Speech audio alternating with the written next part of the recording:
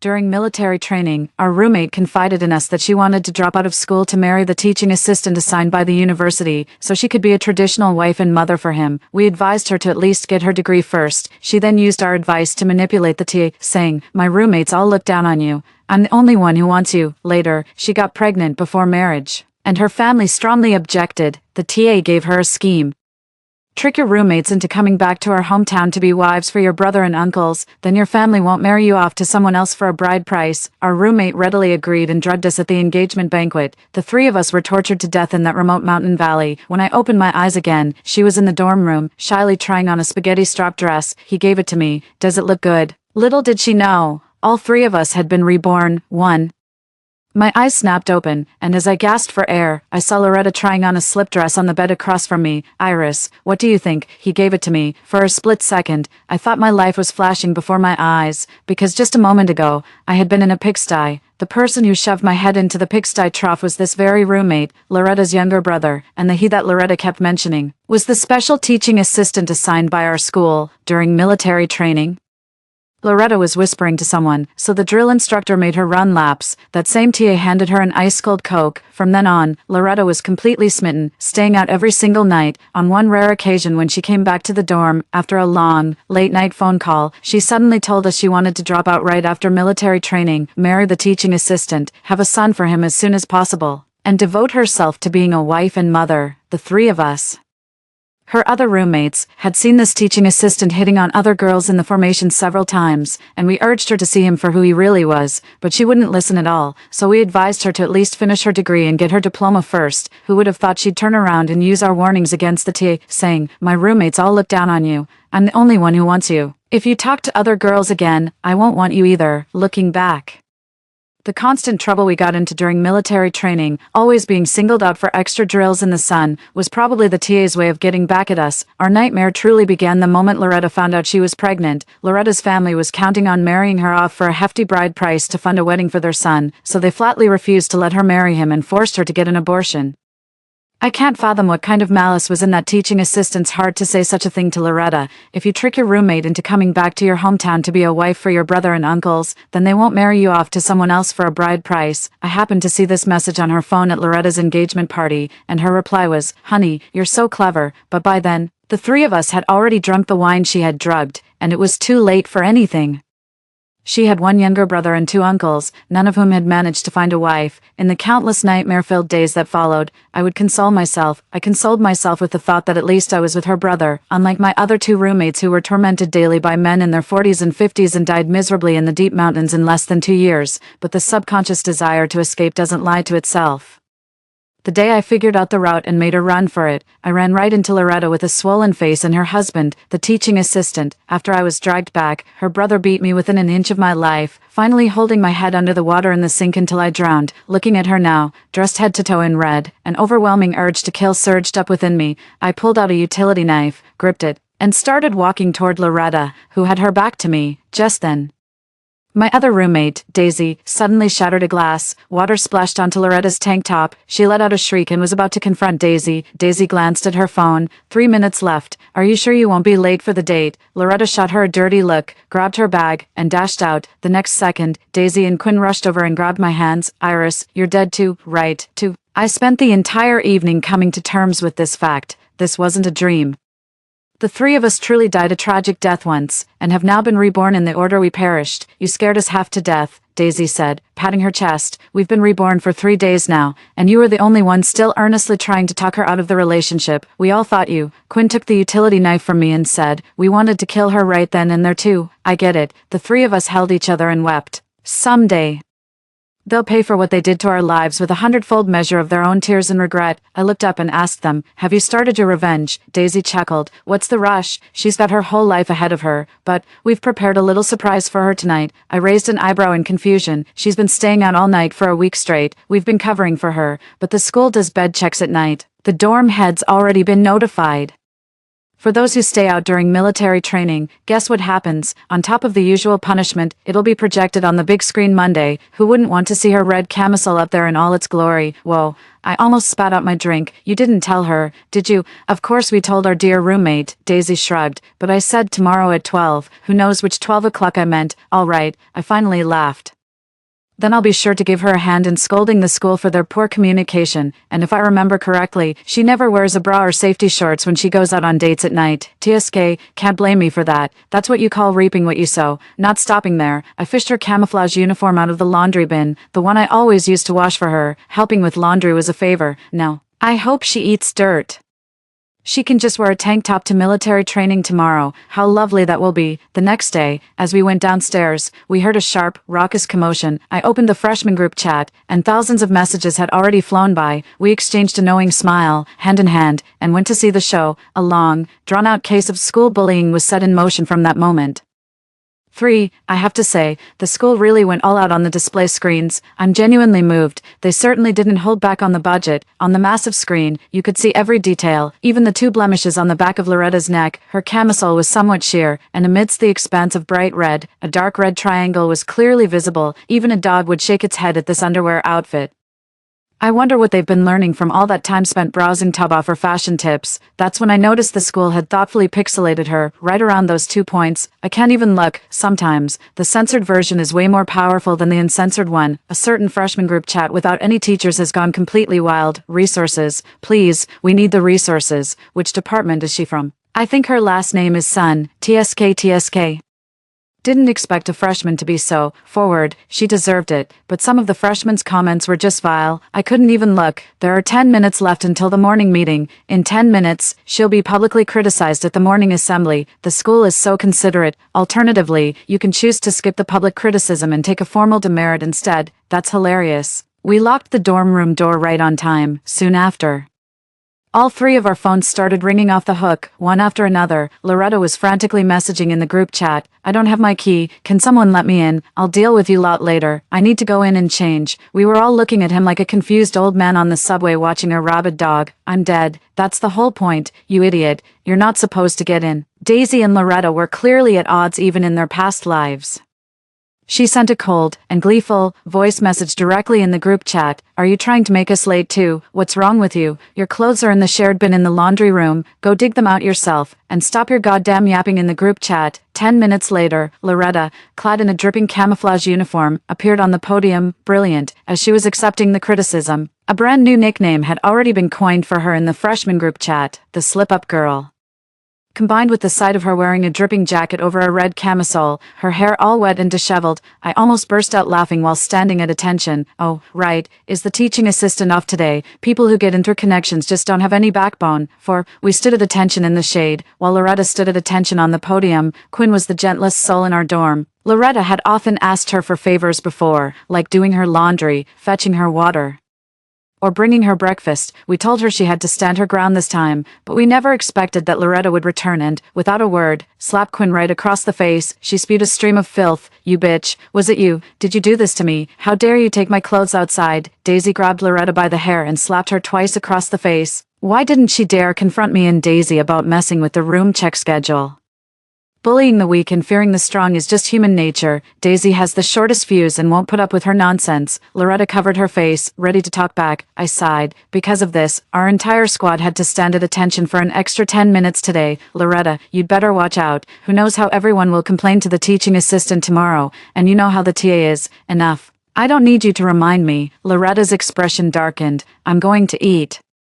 We watched her retreating back with a cold sneer. 5. Some people are just so damn dramatic. Daisy and I were a few minutes late getting back to the dorm at noon, and I almost gagged when we walked in. A huge, uncovered bowl of Loasafen was sitting right out in the open on Loretta's desk. Daisy was stunned. Where is she? Quinn piped up timidly. She went to get her laundry, Daisy said in exasperation. She's already walking all over you like that, and you're still. I patted her shoulder quietly, signaling for her to stop. There's a whole backstory to this. Quinn loves stinky tofu. On the second day of the semester, she went to the food street, bought 4 portions, and brought them back to share with us. The stinky tofu at school isn't authentic. It has a smell, but it's not that strong. Daisy and I dug right in. Only Loretta shrieked. It stinks. Oh my god. How can you guys eat this foul stuff? Can we please not have any smelly food in the dorm from now on? Can we all agree to that? Quinn's face flushed bright red immediately, and she kept apologizing, but we just thought she was being considerate of the dorm environment. After that, we ate durian and spicy hot pot outside, and no matter how bad the weather was, we never brought takeout back to the dorm, and then she turns around and brings stinky noodle soup back herself. I leaned in for a closer look, and there was a note on the delivery slip. Dear shop owner, please give me extra pickled bamboo shoots. Hey, Mr. Knight. I'm feeling a bit down today. Could you draw a plum blossom anger for me? Pretty please. What in the world is a plum blossom anger? The double standard here is off the charts. Just, wow. I thought you couldn't stand stinky food, and you're adding pickled bamboo shoots. Daisy looked at Quinn. I've got your back. Want me to take her down? Quinn averted her gaze and shook her head, and really, you couldn't blame her. For every person born with malice in their heart, another is born with kindness. Good and evil are both incredibly hard to change. Besides, the two of us are here to deal with her. Loretta, who rarely does her own laundry, is out braving the peak hour queue for water. The things on the table were scattered in complete disarray. Even the sunscreen was left open and just tossed aside. Sunscreen. Daisy and I exchanged a knowing smile. It's my first time doing something this mean, and I have to admit, it's kind of thrilling. 6 in the afternoon, the sun blazed overhead. Loretta returned to the team and began training as usual, but by now, everyone resented her for the punishment drill she had caused. No matter which direction she marched in, someone would kick her in the rear. The teaching assistant was present that afternoon. Her eyes suddenly rolled back, and she fainted. A smirk tugged at my lips, and I immediately shouted at the top of my lungs, "Sir, drill instructor. Someone's fainted over here." The drill instructor broke into a sprint. The assistant instructor behind him reached out a hand, then silently withdrew it. You probably won't believe this, because we had anticipated Loretta's move before she even made it. We all knew she'd pull the classic faint and fall routine. In the middle of summer, everyone's got that mix of lotion, sunscreen, and sweat on them. It's just background noise. Nobody pays it any mind, and then, in the very next instant, Jesus, what is that stench? The drill instructor was the one who said it. Loretta, what the hell did you put on? It reeks. The crowd immediately burst into laughter. Loretta snapped back to attention. I didn't, sir. Are you sure you've got the right person? The instructor immediately set her down. If you can walk, get yourself to the infirmary. God, that stinks. Wonder if she'll like that sunscreen with the stinky river snail noodle scent. From today on, the title stench queen is permanently hers. We were going to slut-shame her, but we didn't have to. She brought it on herself. We didn't even try to ostracize her. She managed that all on her own too. A woman should not rely on the inherent vulnerabilities of her gender to gain fleeting attention. She should use her cultivated excellence to capture someone's heart for the long term. But Loretta will never have the chance to understand that. The most crucial thing now is that no other girl will be willing to get close to her, which means there will be no more victims of trafficking in this lifetime. 7. We knew she'd go back to the dorm to throw a fit, and worried she might lash out again. I made a point of returning with Quinn. Sure enough, she was already standing in the doorway with a cold sneer. She had squeezed the sunscreen out all over the floor. It was a complete mess. She held up the empty bottle. What, are you all that jealous just because I got a boyfriend? You actually tampered with my sunscreen. We had agreed that no matter how weird she acted, we would play dumb right now. Ha, what's wrong? Oh, so it did soak in and leave a smell. Ha, she was completely fooled. What? I smiled slightly and stepped forward, taking Loretta's hand. We saw your sunscreen cap wasn't screwed on. Just tossed next to your food, so we tightened it for you.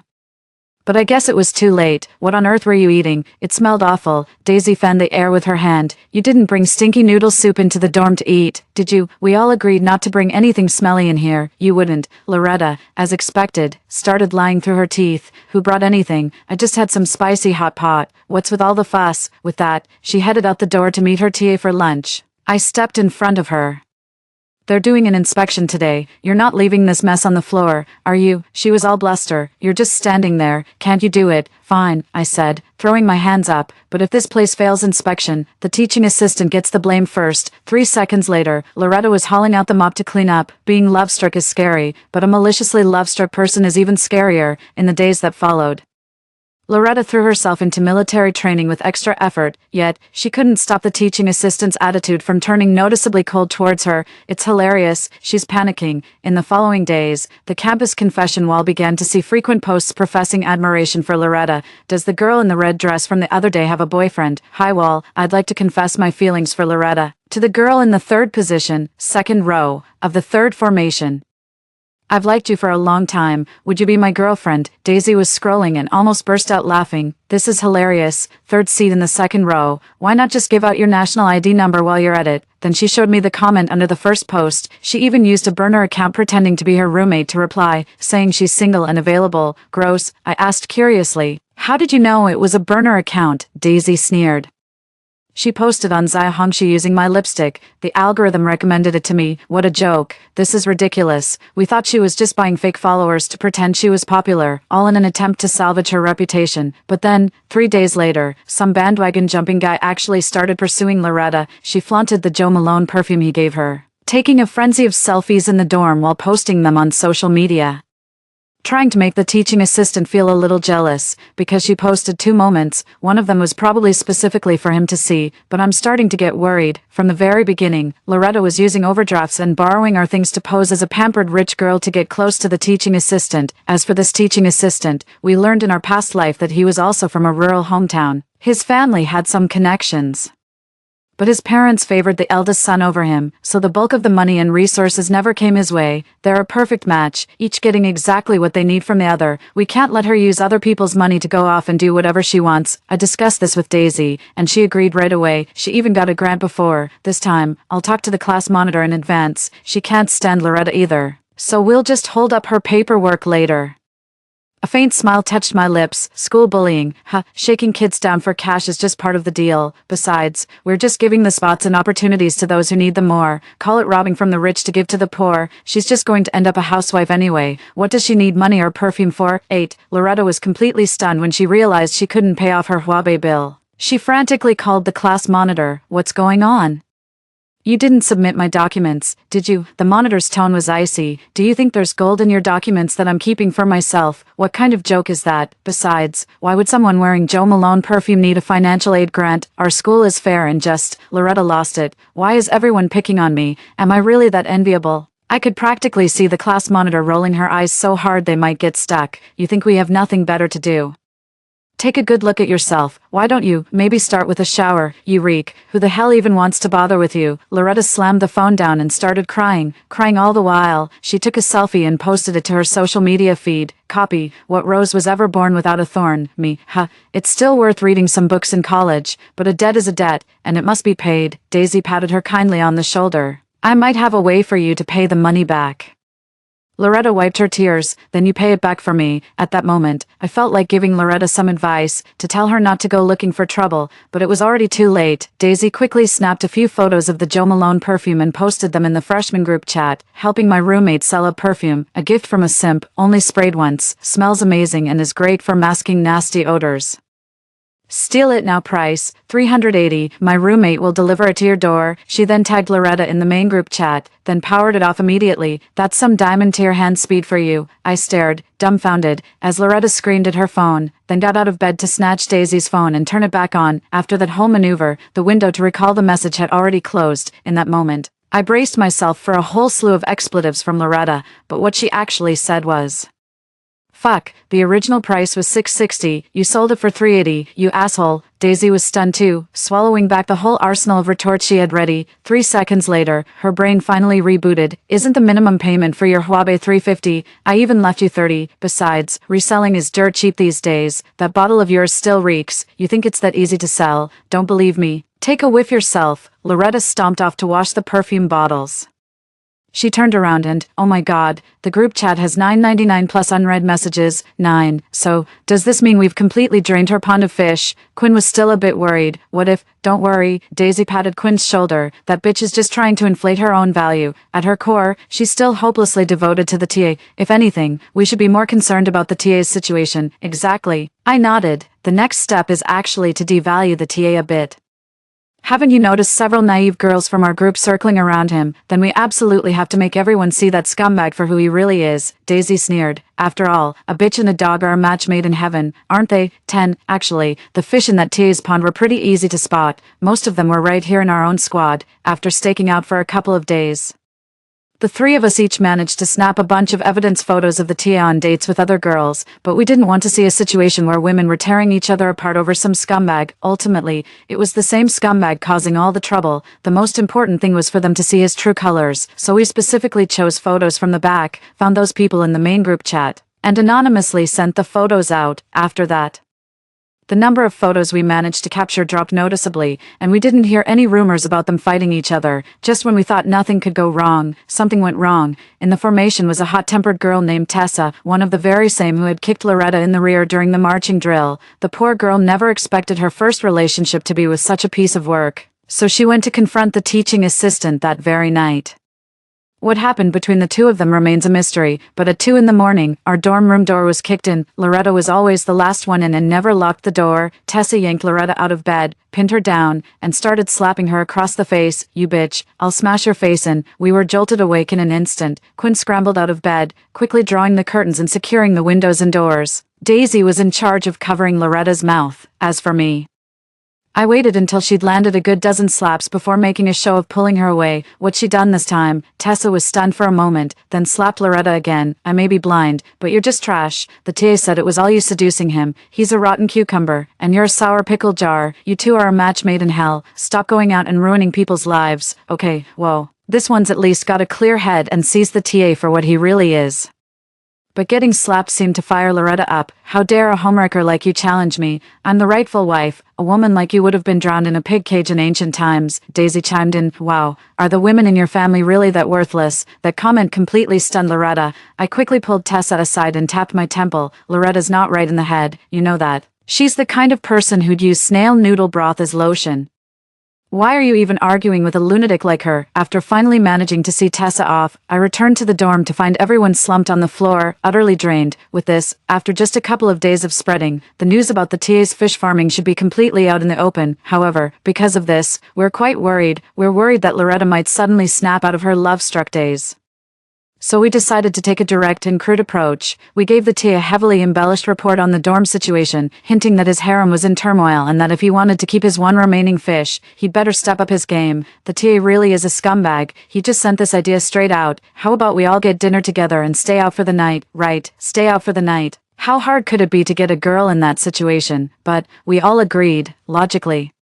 Loretta herself should be willing once she cools down. 11. The location was finally settled on a vacation rental. If I remember correctly, this place isn't cheap. A house party here costs $1,500 a night. To keep the cheapskate from backing out, the three of us pulled $1,000 and slipped it to the TA, pretending it was our share of the team building fee. He took it without a hint of shame. $1,000 to make sure they're stuck with each other. Totally worth it. Besides, we'll eat our money's worth back. At the bonfire party, we had 5 plates of seafood and 3 plates of beef. When I suggested adding 5 more lobsters, the teaching assistant paused for a moment and said it wasn't good for girls to eat so much at night. Then he bought a few bottles of cold drinks and said they were on him. Even a dog would shake its head at that. The truly wealthy are unapologetically frugal. The full wealthy are cautiously extravagant. Midway through the meal, Loretta and I took turns going to the restroom. There was only one private restroom. After I finished, I opened the door and stepped out. Loretta stood in the doorway, her eyes vacant and her expression blank. At the sound, she looked up and stared at me, utterly motionless. A strange pang of unease shot through me. As I was leaving, I heard her mutter, "Why don't I remember this place?" 12. Loretta's gaze truly frightened me, because that look was the spitting image of my tortured self from a past life. A sudden chill ran down my spine as a dreadful thought crossed my mind. I had never considered that possibility before, because all 3 of us were reborn only after we died. So, I forced myself to push that thought aside. Finishing what's in front of you is the most important thing. Quinn had secretly taken the contraceptives from Loretta's bag and thrown them away. I'm sure the teaching assistant will be very effective in preparing the materials tonight. Using this method is truly despicable, but what is that compared to human trafficking, to turning women into breeding tools and torturing them to death? You can't expect decent human behavior from a monster. But we waited by the campfire for a long time, and Loretta never showed up. The bathroom is empty, the bedroom was empty, she was nowhere to be found in the entire guest house. We rushed to the entrance of the residential complex, and the security guard said a young woman had just left in a hurry. The teaching assistant's face turned ashen. Amidst my worry, I couldn't resist stirring the pot with the tea. Seems like Loretta isn't too pleased with you. We'll do our best to help you win her over, but you've got to put in some effort yourself. The teaching assistant, his face ashen, refunded the accommodation fee and left. The three of us were left standing there, exchanging uneasy glances, our expressions grim. So, exactly. That bitch. She must have been reborn. 13. The upheaval struck without warning. We had no idea how much of Loretta's memory had synced, or what her attitude towards us would be in this lifetime. It was too far to get back to the dorms at night. Weekend hotel rates were sky high, and we'd already shelled out a ton for the team building event. The three of us decided to just crash in an internet cafe booth for the night, unable to sleep in the middle of the night. I booted up the computer and mindlessly scrolled through some forums. One post suddenly caught my eye. Guys, my girlfriend's roommate has an absolutely smoking hot body. The accompanying picture was a graphic, indecent nude photo. The girl in the photo still had soap suds on her, suggesting she was in the shower. It was clearly a case of voyeurism, with some creep posting it online for others to leer at. Sure enough, a comment popped up asking, "Dude, that's insane. How'd you pull that off?" The OP replied smugly, "First, find yourself an obedient girlfriend. The kind you can brainwash." I couldn't bear to read any more and decided to shut down the computer. Suddenly, the mouse was held down. Behind her, Daisy stared at the screen with an expressionless face. Her expression was downright terrifying, but the photo on the computer wasn't hers. I placed my hand on hers. "What's wrong?" Her hand trembled uncontrollably over the mouse. In my past life, when I was sold to Loretta's uncle, I heard him say, "I want the girl with the mole on her butt." She looked so fresh and lovely in the photo. That was the first time they ever laid eyes on us. Quinn and I felt a chill run down our spines. So, Daisy, her face pale, nodded. "No, our photos are most likely already in both of their phones." I could feel it. In that moment, the hatred surged up with my blood, rushing straight to the top of my head. I'm so glad we didn't go back to the dorm, otherwise, I'd want to wring Loretta's neck right now. Quinn, on the other hand, was the calmest one. "Loretta's phone passcode is the TA's birthday. I'll go back and check tomorrow, but I think they've already gotten what they needed. The most important thing for us now is to think hard about how to make the most of this second chance. Given a new life, we must proceed with caution." We all held onto a sliver of hope, and yet, I deleted Daisy's photos, and Iris wasn't in any of them. But as for me, Quinn clenched her fist.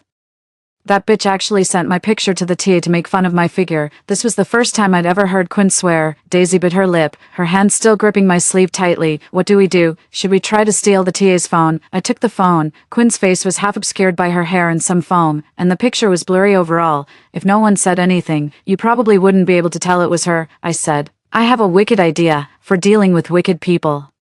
My method is simple and brutal. The only fish the teaching assistant has left under his control is Loretta." He was furious about being stood up last time, but had nowhere to vent his anger. I sent a message to the teaching assistant using a confession app with a self-destruct feature. I told him to use AI to swap Loretta's face onto this photo. Option 1. Release this image as if it were a nude photo of Loretta to humiliate her. Option 2. Loretta, unable to bear the humiliation, reveals the original image isn't her, admits to distributing obscene material, and faces legal consequences. She's an adult now. A stint in jail wouldn't be a problem for her. Loretta wouldn't dare make a move. The teaching assistant has her under control, locked down tight. 14. However, Loretta's personality had changed. She began to endure hardship without complaint, washing her own clothes by hand, tidying her quarters, and falling completely silent during military training. Even when the teaching assistant handed her water during a break, she would only accept it, never drinking it, let alone boasting about it. My eyelids started twitching for no reason at all. On Friday afternoon, this sense of unease peaked when I saw Loretta pulling her suitcase out of the school gate. I sent a voice message in the small group chat and was about to go after her, but Quinn stopped me. "Iris, don't go after her. She probably went to the clinic." Me, Quinn, in her past life. She often made me buy sanitary pads for her. Her period has always been very regular. If I remember correctly, she hasn't had her period in 2 weeks. It took me a long moment to process this. Just as Daisy's furious voice erupted, "That can't be right. In the previous life, she didn't get pregnant until much later. How could this?" Quinn fell silent for a long time. When she spoke again, her voice carried a barely perceptible lightness. "Right after I was reborn, I had a feeling. Given the TA's temperament, Loretta would eventually be beaten to death by him, maybe even reborn too. So," she paused. "Right after I came back, I poked a hole in all of her, her things." The group chat fell silent for a few seconds. It took me a moment to process that. Then, Daisy's piercing shriek suddenly erupted. "Oh my God, SIS, you are an absolute legend." It finally dawned on me. Daisy and I just mess around every day, making zero real progress. Quinn, the most level-headed of us all, went straight for the jugular. She got Loretta pregnant ahead of schedule. I could have flown over and planted a big kiss on her. Quinn stopped us, saying, "Let's wait and see. We'll know for sure when she gets back tomorrow." 15. That day, we were living by the second. Daisy even ordered a pregnancy test for delivery, just in case, but it was completely unnecessary. Because Loretta came back carrying a hospital bag, her face was pale, and every move she made radiated despair. What's more, she hadn't called in sick for the afternoon. Quinn secretly flipped through the test results. Got it. She's 3 weeks pregnant. We looked at each other and smiled. Time to close the net. We compiled the evidence of the teaching assistant's womanizing and his hotel rendezvous with the female student, and submitted the anonymous materials to every level of authority we could reach. Yet, when the official announcement was made and he was expelled, the released complaint materials turned out to be 8 separate reports. I believe we've helped a lot of people and done a great deed. Moreover, with so many people filing complaints, even if the teaching assistant wanted to retaliate, he wouldn't know where to start. How does a scumbag like that deserve to wear a military uniform? Of course, Loretta couldn't be left behind. Copies of her pregnancy test results were soon circulating, ending up in almost everyone's hands. We weren't about to let any poor sucker get stuck holding the bag. This was all happening while we were quietly distributing the materials. There's another story blowing up on the campus forum. The teaching assistant got beaten up right before leaving campus, one of the victimized girls, depressed after realizing she'd been deceived, went to a bar to drown her sorrows and almost caused a scene. Coincidentally, her brother is a graduate student at this university, a passionate young man, standing at 6'1", led a group of his roommates in surrounding the teaching assistant and beating him savagely on the ground. I suspect they were from the Department of Chinese Language and Literature. Their stream of insults was relentless, with each curse word more creatively offensive than the last. But the ultimate humiliation came just before they left, when one of them delivered a vicious kick to the teaching assistant's groin. They say the squealing of 3 pigs being slaughtered that day couldn't hold a candle to his wailing. TSK, looks like the baby in Loretta's belly might end up an only child. Then Daisy suddenly smacked her forehead. This is a perfect, ready-made catalyst, delivered right to our doorstep. As mentioned before, the teaching assistant was the neglected youngest son. He had been counting on marrying a college-educated woman and slowly climbing the ranks in his unit to gain some respect from his family. Now that his filthy, rotten heart has been exposed to the light of day, all his dreams have turned into goddamn pipe dreams. He was absolutely itching to pick up a knife and kill someone. At that moment, Daisy thoughtfully handed the teaching assistant a perfect target: a list of usernames and passwords for the anonymous sock puppet accounts. Oh, I forgot to mention, all of these were registered using Loretta's phone number. The content inside is quite a spectacle. For instance, there are chat logs of her stirring up drama and showing off to other girls, traces of her buying fake followers for confession posts, the script she uses to fish for gifts from former backups, and the relationship influencers she follows, all of the how to string along 3 men at once variety. Of course, how much of this we fabricated on the spot isn't really important. Did you really think Loretta would ever agree to let us register these? Did anyone ask for our consent back when we were locked in that pitch-black, dilapidated shack, suffering inhuman abuse? I jingled the chain by the headboard and chuckled. Isn't that right, Loretta? 16. Once the military training was over and we began to close the net, there was no need to play dumb or be polite with Loretta anymore. The 3 of us, together with the teaching assistant, worked as a team to recreate a living situation for her that was as close as possible to the experience of being trafficked. Of course, she was much more fortunate. She had meat to eat, bottled water to drink. No one forced her into any violation, and she could still walk in the sunlight during the day.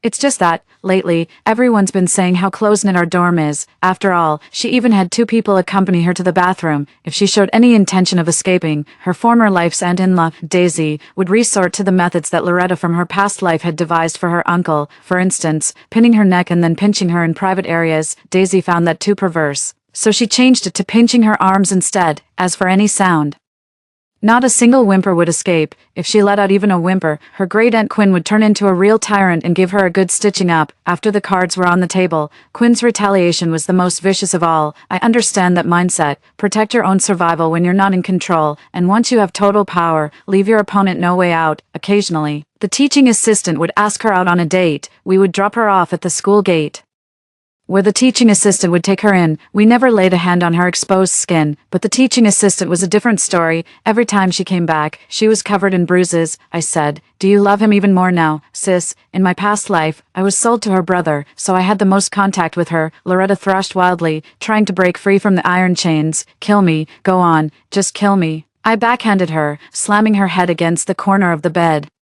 Worthless thing, you haven't even born a son yet and you think you can escape. Quinn tried to reason with me. You shouldn't hit her so hard. He tossed a jar of ointment to Loretta without looking. Put it on yourself. Loretta rolled her eyes, pouted, and a tear rolled down her cheek. Quinn, I was so ungrateful before. You really do have the kindest heart. Quinn turned her head away and said nothing. That evening, Quinn and I took Loretta out for some fresh air.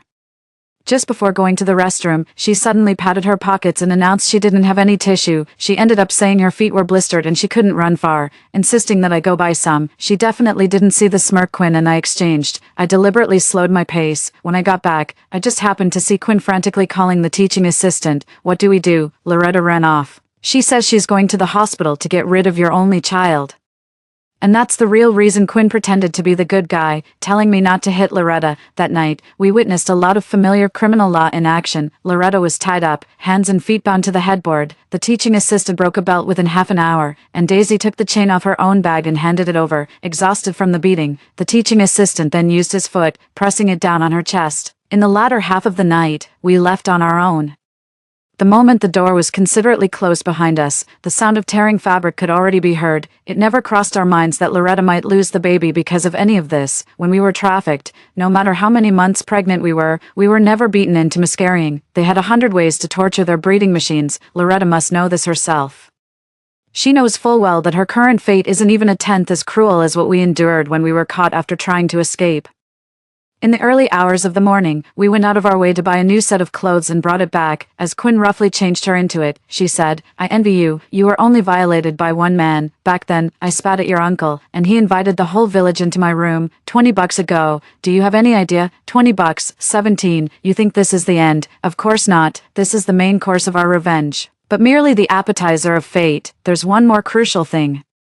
But it's not for us to do. Loretta was pregnant, and the matter of the bride price from their past life was back on the table. The bride price remained the same, and the teaching assistant still couldn't afford it. He was still the same teaching assistant, only this time, he went straight to Loretta's parents with a proposal to find a city girl for her brother. This time, following their lead, the police caught the human traffickers red-handed, with all the evidence and witnesses they needed.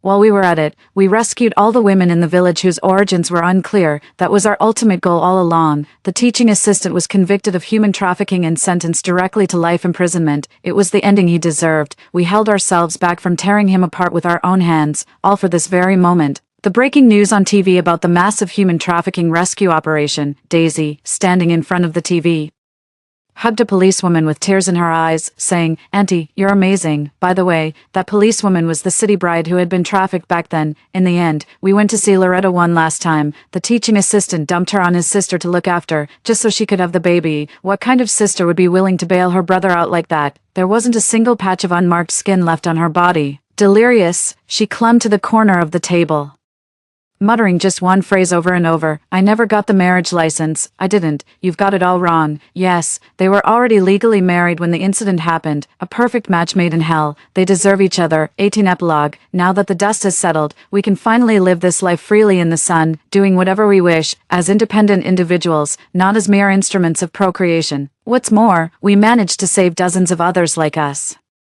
They may not be as fortunate as us to have another life, but at least they have secured their future in this one. Only by living freely can we have any hope at all. We held each other and wept. Daisy's face was a mess of tears and snot. Fate has helped us twice now, she said, once with our rebirth, and once by punishing Loretta with a fabricated married status. We have to make the most of this second chance and live our lives to the fullest. I wiped away my tears and offered a faint smile.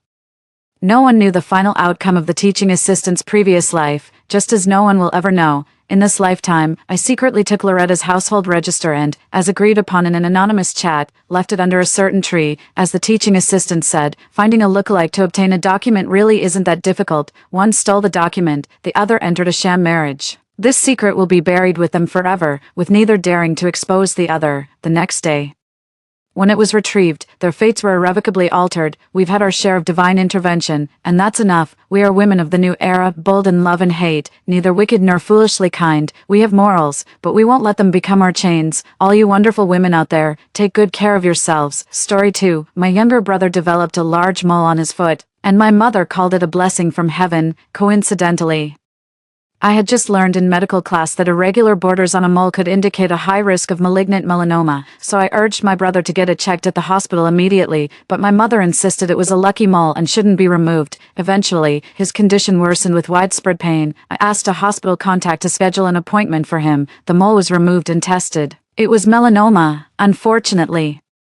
It had already reached stage 3 and was spreading rapidly. My brother and the rest of the family had somehow gotten it into their heads, probably from some rumor, that leaving the mole alone would have been fine, and that it was the removal that actually triggered the cancer. Blinded by rage, my brother lost all control. He beat me to death, blow after brutal blow. When I opened my eyes again, I smiled and told my brother, "That mole is a mark of divine fortune. The whole family is blessed because of you." I opened my eyes to see my brother frantically scratching the soles of his feet, flakes of skin scattering with every movement. A dark mole with irregular borders and uneven coloring had appeared on his heel, looking rather alarming. Before long, the skin around the mole turned red from his scratching, with traces of blood seeping out. "Mom, can you take a look at this? Something's grown here. It feels really weird." My brother, weighing over 180 pounds, lay on the bed with his feet stretched out behind him. My mom leaned in for a closer look and immediately started clapping with delight. "This is a blessing from heaven. The fortune teller was right. You really do have the constitution of a little celestial dragon." My mom said this while moving my brother's foot away, muttering, "Don't scratch it and make it worse." My brother likes to wear fake shoes. The plastic material doesn't breathe, so his feet get all sweaty and stuffy after a whole day in them. When he takes his socks off, the smell is absolutely unbearable. The pungent smell jolted me back to my senses. In my previous life, I noticed a large black mole suddenly appear on my younger brother's foot, and I had a bad feeling about it. I recalled the medical class I had just attended, where the teacher said, "A sudden appearance of a mole with irregular borders is highly suspicious for malignant melanoma, the sole of the foot, due to frequent friction, is a common sight for such lesions." Breaking out in a cold sweat, I urged my brother to go to the hospital for a checkup immediately. My mom shot me a disapproving look. "How could a mole possibly be related to cancer? Have you lost your mind from studying too much?" I tried to reason with her again. "Be wary of newly emerged dark moles. Besides, the mole is on the sole of his foot, the area that gets the most friction, that increases the risk of it becoming malignant. It's better to get it checked so everyone can have peace of mind." There are pictures online of patients with advanced malignant melanoma. Once the whole body becomes ulcerated, it'll be too late. My mom hit me with a clothes hanger. "How dare you curse your brother? Can't you say something positive? Get out." Later, the edges of my brother's mole became increasingly rough and occasionally swollen. At its worst, he couldn't even walk. My parents finally panicked and decided to take him to see the village doctor. I knew the condition couldn't wait, so I contacted a friend at the hospital to schedule an appointment for my brother. After the mole was removed and sent for testing, we discovered it was melanoma, already at stage 3. While I was asleep keeping vigil by his bed, my brother suddenly choked me, slapped me repeatedly across the face, and then beat me to death with his fists. "If I hadn't listened to you and gone to the hospital to remove the mole, maybe it wouldn't have turned cancerous. I'm taking you down with me." After I died, not only did my mother not reprimand my brother, but she also sold my usable organs to organ traffickers. The 50,000 yuan she got was used to pay for my brother's medical treatment. It was then that I realized the idea of cutting out the mole to prevent cancer was just my mother whispering in my brother's ear. If I could live my life over, I would never interfere again. I'll just watch as my brother's black mole slowly rots away. When the cancer cells metastasize throughout his body, he'll finally get a taste of real suffering. After school one evening, my brother took off his socks and tossed them my way. They landed right on my face. The foul stench made my eyes water and squint involuntarily. "Could you wash these for me?" My brother's a student athlete who's obsessed with buying knockoff sneakers. He never washes his own socks, wears them over and over, and when they're too filthy to wear any longer, he just chucks them into a corner. I glanced at the corner where my brother had piled up a heap of white, yellow, and black socks, which were giving off a foul stench that nearly made me vomit. I immediately picked up the socks with my pinky finger and tossed them back at him. "Just touching them feels toxic. Whoever wants to wash them can go ahead." My dad was scrolling through videos on the couch, heard the commotion, turned his head, and glared at me. "Go wash them. You're the one making a fuss." I reluctantly gathered my brother's socks into a pile and tossed them into the basin. After a moment's thought, I poured a massive amount of toilet cleaner into the basin. The chemical stench blended with my brother's foot odor, instantly turning the water a murky yellow. After the first wash, I skipped rinsing and hung them straight out to dry. If I had to wash his socks, those chemicals might as well give his melanoma some extra irritation. That evening, my mom specially prepared a lavish spread of dishes, saying she wanted to help my brother replenish his energy. Mom slid a plate of round, ball-shaped things in front of my brother and picked up a portion with her chopsticks, placing it into his bowl. "You've got your PE exam coming up soon. You need to build up your strength." Just looking at that plate of yellow stuff turned my stomach, so I didn't touch it. My brother, though, isn't picky. He scooped up a big bite, chewed noisily, and said, "Mom, what is this?" "It's actually pretty chewy," with a mischievous grin. Mom watched my brother happily eating and piled a few more pieces into his bowl. "This is for nourishment. As the old saying goes, you are what you eat. We need to feed that lucky mole so it grows nice and big." My mom lifted her chin proudly and explained, "This is the good stuff. I specially asked the mole removal stall vendor to save it for me." My brother froze, as if he'd just realized something, and immediately gagged. My mom laughed, patted my brother on the shoulder, and said, "Just kidding, it's not a human mole, it's a growth from a duck's neck. Back home, everyone says this stuff is super nutritious, the essence of the duck. It's like pearls in an oyster. It takes 3 years just to grow 1 or 2 of these." My dad picked up a piece, frowning, and said, "Is this even edible?" My mom raised her eyebrows sharply. "Why wouldn't it be? I made so much of it just to bring blessings to your family. Our Duke has had bad luck since he was little. He missed the school bus for his middle school entrance exam, and during the retake, everyone else cheated, but he was the only one the teacher caught. Is it because he didn't study hard enough that he failed the exam? It just goes to show how futile human effort is in the face of divine will. Just listen to me. This is a heaven-sent opportunity. We can't let it slip away." I got up to use the bathroom at night and was startled by a dark shadow on the floor, trembling with fear. I turned on the light and found my younger brother lying on the floor, moaning in pain. His face was deathly pale, vomiting and having diarrhea 12 times, clutching his stomach, drenched in sweat as if just pulled from water. He couldn't speak, only letting out broken, agonized moans. When my mother rushed over, her first move was to check the mole on my brother's heel. "It's grown. It's gotten a whole size bigger. I told you this method would work. Your family's good fortune is on its way." I couldn't help but laugh at the irony. My mom thought the mole was growing because of nutritional supplements, when in reality it was actually a malignant melanoma in its active growth phase. They failed to notice that not only had the mole grown larger, but its edges had also become irregular, a classic warning sign of melanoma. My mother gave my brother some anti-diarrhea medicine, and he finally started to recover. In a hoarse voice, he said, "Mom, I have my PE exam tomorrow."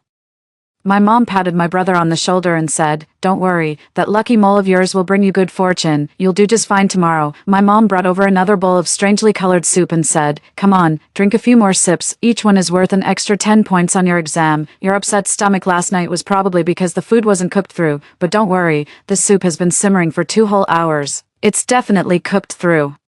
Packed with all the good stuff, it'll give you a real energy boost, too." I looked at the greasy, mysterious layer of stuff floating on the soup and almost burst out laughing. My mom actually turned the leftover amaranth from dinner into soup again. My brother looked horrified, scooted back, and shook his head with his lips tightly sealed. In the end, he didn't drink that bowl of soup. My 170-pound brother actually scored 90 on his PE exam.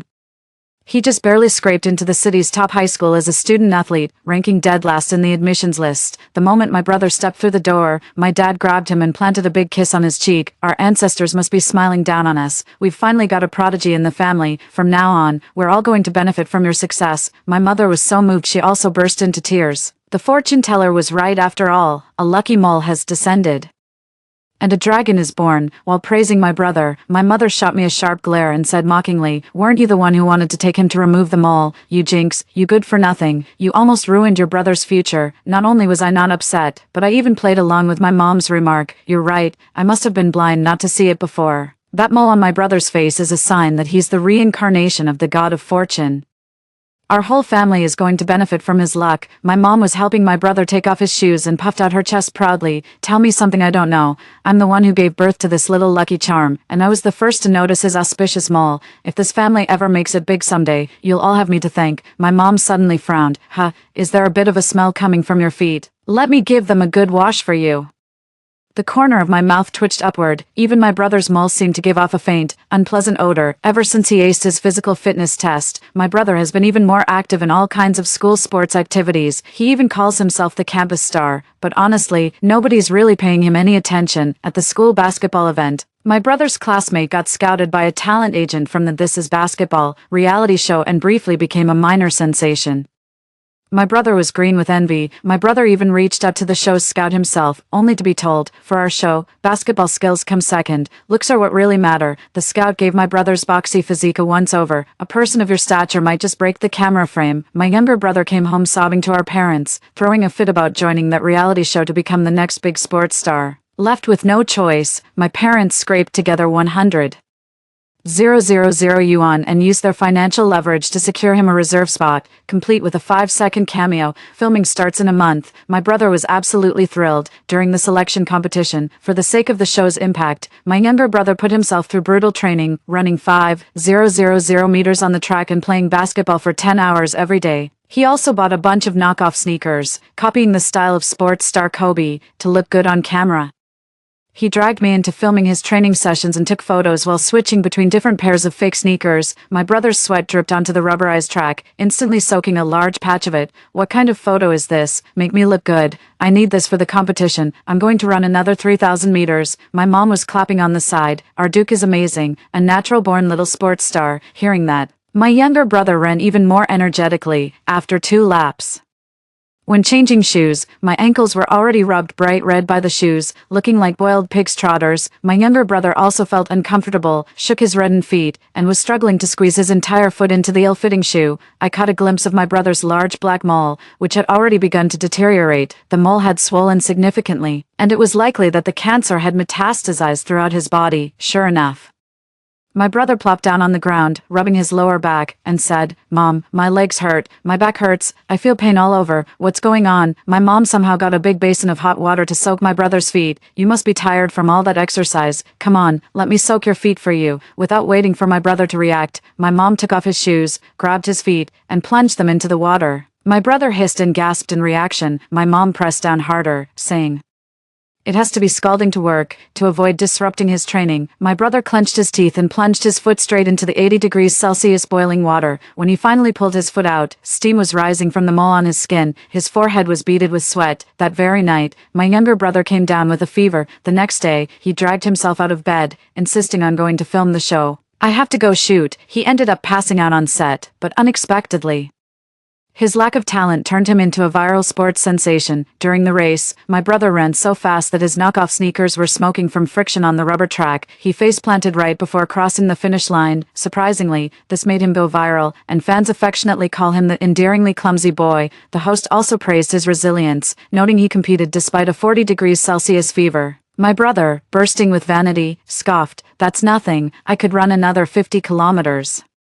My mom also said, "My son has been exceptionally gifted since he was a child. A little illness like this won't affect his competition at all." That evening, my mom and my brother seized the moment and set up a personal account right away. It gained quite a bit of traction, with over 10,000 people tuning in live. My mom and my brother figured, since he had to train anyway, why not stream the sessions live? They could even make some money from it, for every lap he ran wearing sunglasses. Quite a few viewers actually sent virtual sunglasses as gifts. After running over 30 laps, my brother was completely flushed and overheated. The mole on his foot had swollen up so much that it bulged out his shoe. Just then, a viewer gifted him a virtual sports car and said, "Run 10 more laps." His eyes lit up, and he simply took off his shoes and kept on running. But he only managed a few more steps before collapsing to the ground, completely immobilized this time. Pus oozed continuously from the mole, emitting a foul, rotting stench. My brother, tormented by both pain and itching, desperately scratched at it with his hand. The scratching only made it worse. With one frantic dig, he tore off a large chunk of flesh along with the mole. My brother was completely stunned on the spot. Someone in the live stream called 120, and the ambulance took my brother to the hospital. This situation is different from the last time. My brother was clutching his leg and howling in pain, unable to move it at all. He kept clenching his fists and pounding his lower back, complaining about back and neck pain. My brother was drenched in sweat, his face pale, biting his lower lip hard against the upper one. The doctor's expression changed the moment he saw my brother's mole. The symptoms strongly resemble malignant melanoma. The doctor stroked his chin and said, "But I've never seen a case this severe before. Given your widespread pain, it's possible the cancer has metastasized. We won't know for sure until we remove and test the tissue. If it's confirmed to be malignant melanoma, amputation might be necessary." My brother and mother were completely stunned when they heard this. My mother refused to believe it.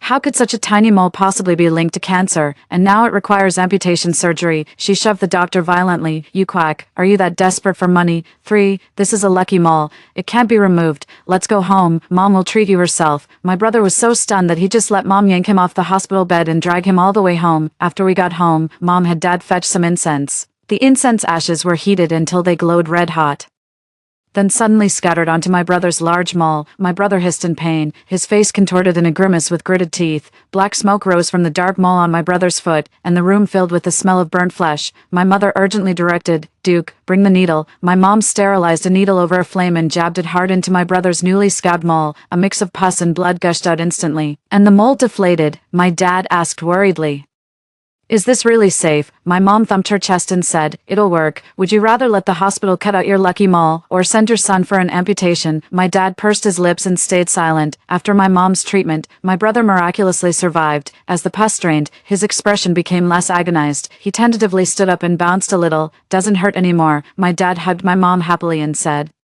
You're so good at managing our finances. You just saved us a bundle. My mom tilted her chin up proudly and replied, You bet. I was doing my homework and couldn't help but smile. My brother had missed the best window for amputation. If he'd had it done then, he might have lived a few more years. But after what my mom did, I doubt he'll make it past 6 months. After my mom's treatment, my brother was actually able to run and jump again. My brother didn't let his leg injury bother him at all.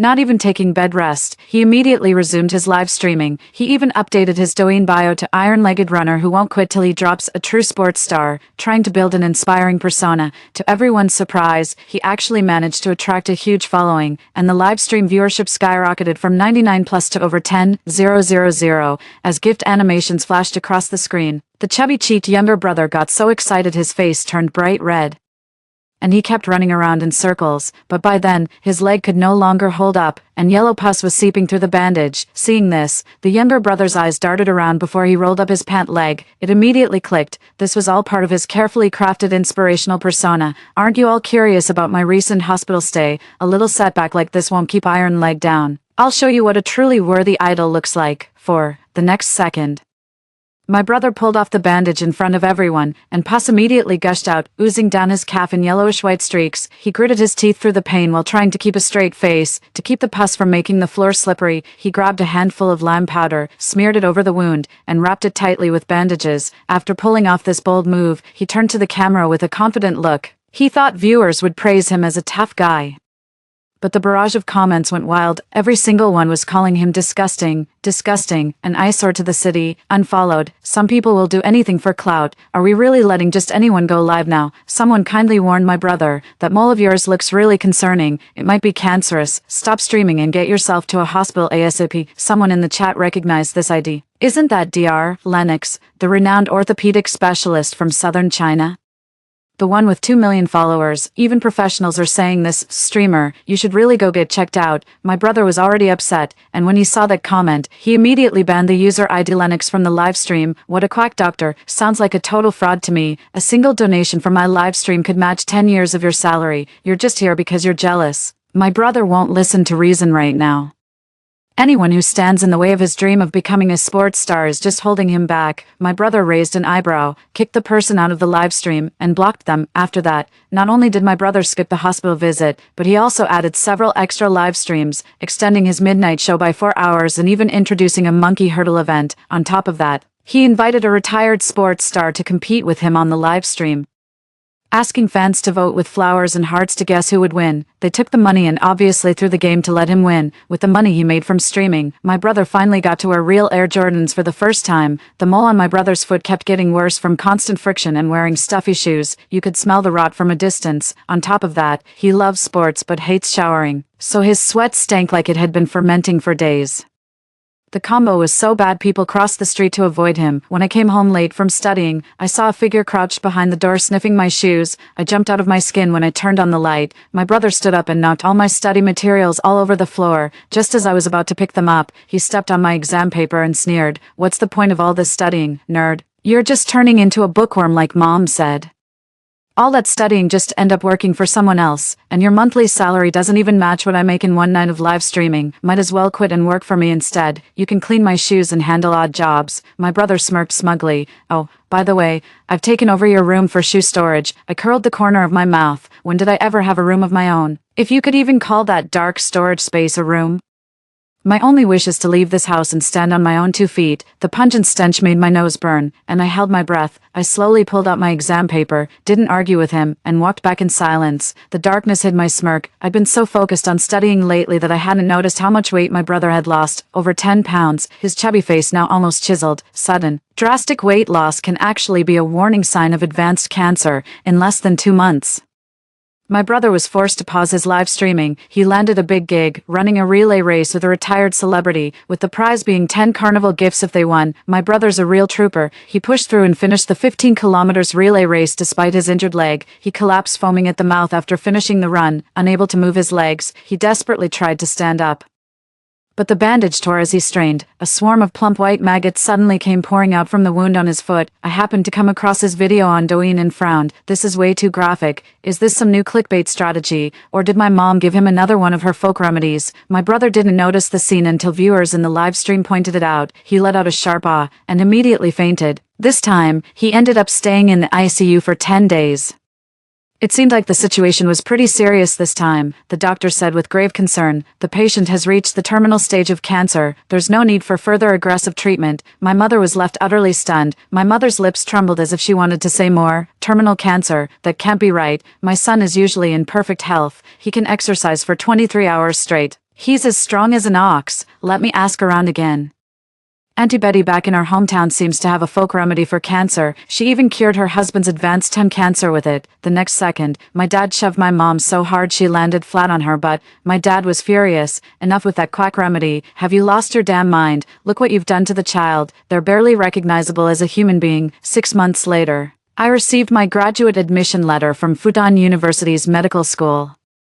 My student loan came through as well. Through my advisor's referral, I landed a summer job to cover my living expenses during graduate school. I thought life was finally looking up, until that day I went to the hospital to visit my mentor who had just had an appendectomy, carrying a basket of fruit, but the fruit was knocked over with a loud thud. I turned around to see my mother's spit practically flying into my face, making me nauseous from the smell. After all I've done for you. You ungrateful brat, taking care of outsiders instead of your own family. Your brother is dying of late-stage melanoma. My mother's lips were moving, but I wasn't paying attention to what she was saying. Only one crucial piece of information caught my attention. Ever since my brother was diagnosed with terminal cancer, he's been forced to stay in the hospital for treatment. The doctors warned that leaving could be fatal, and they even stationed nurses by his bedside to watch over him.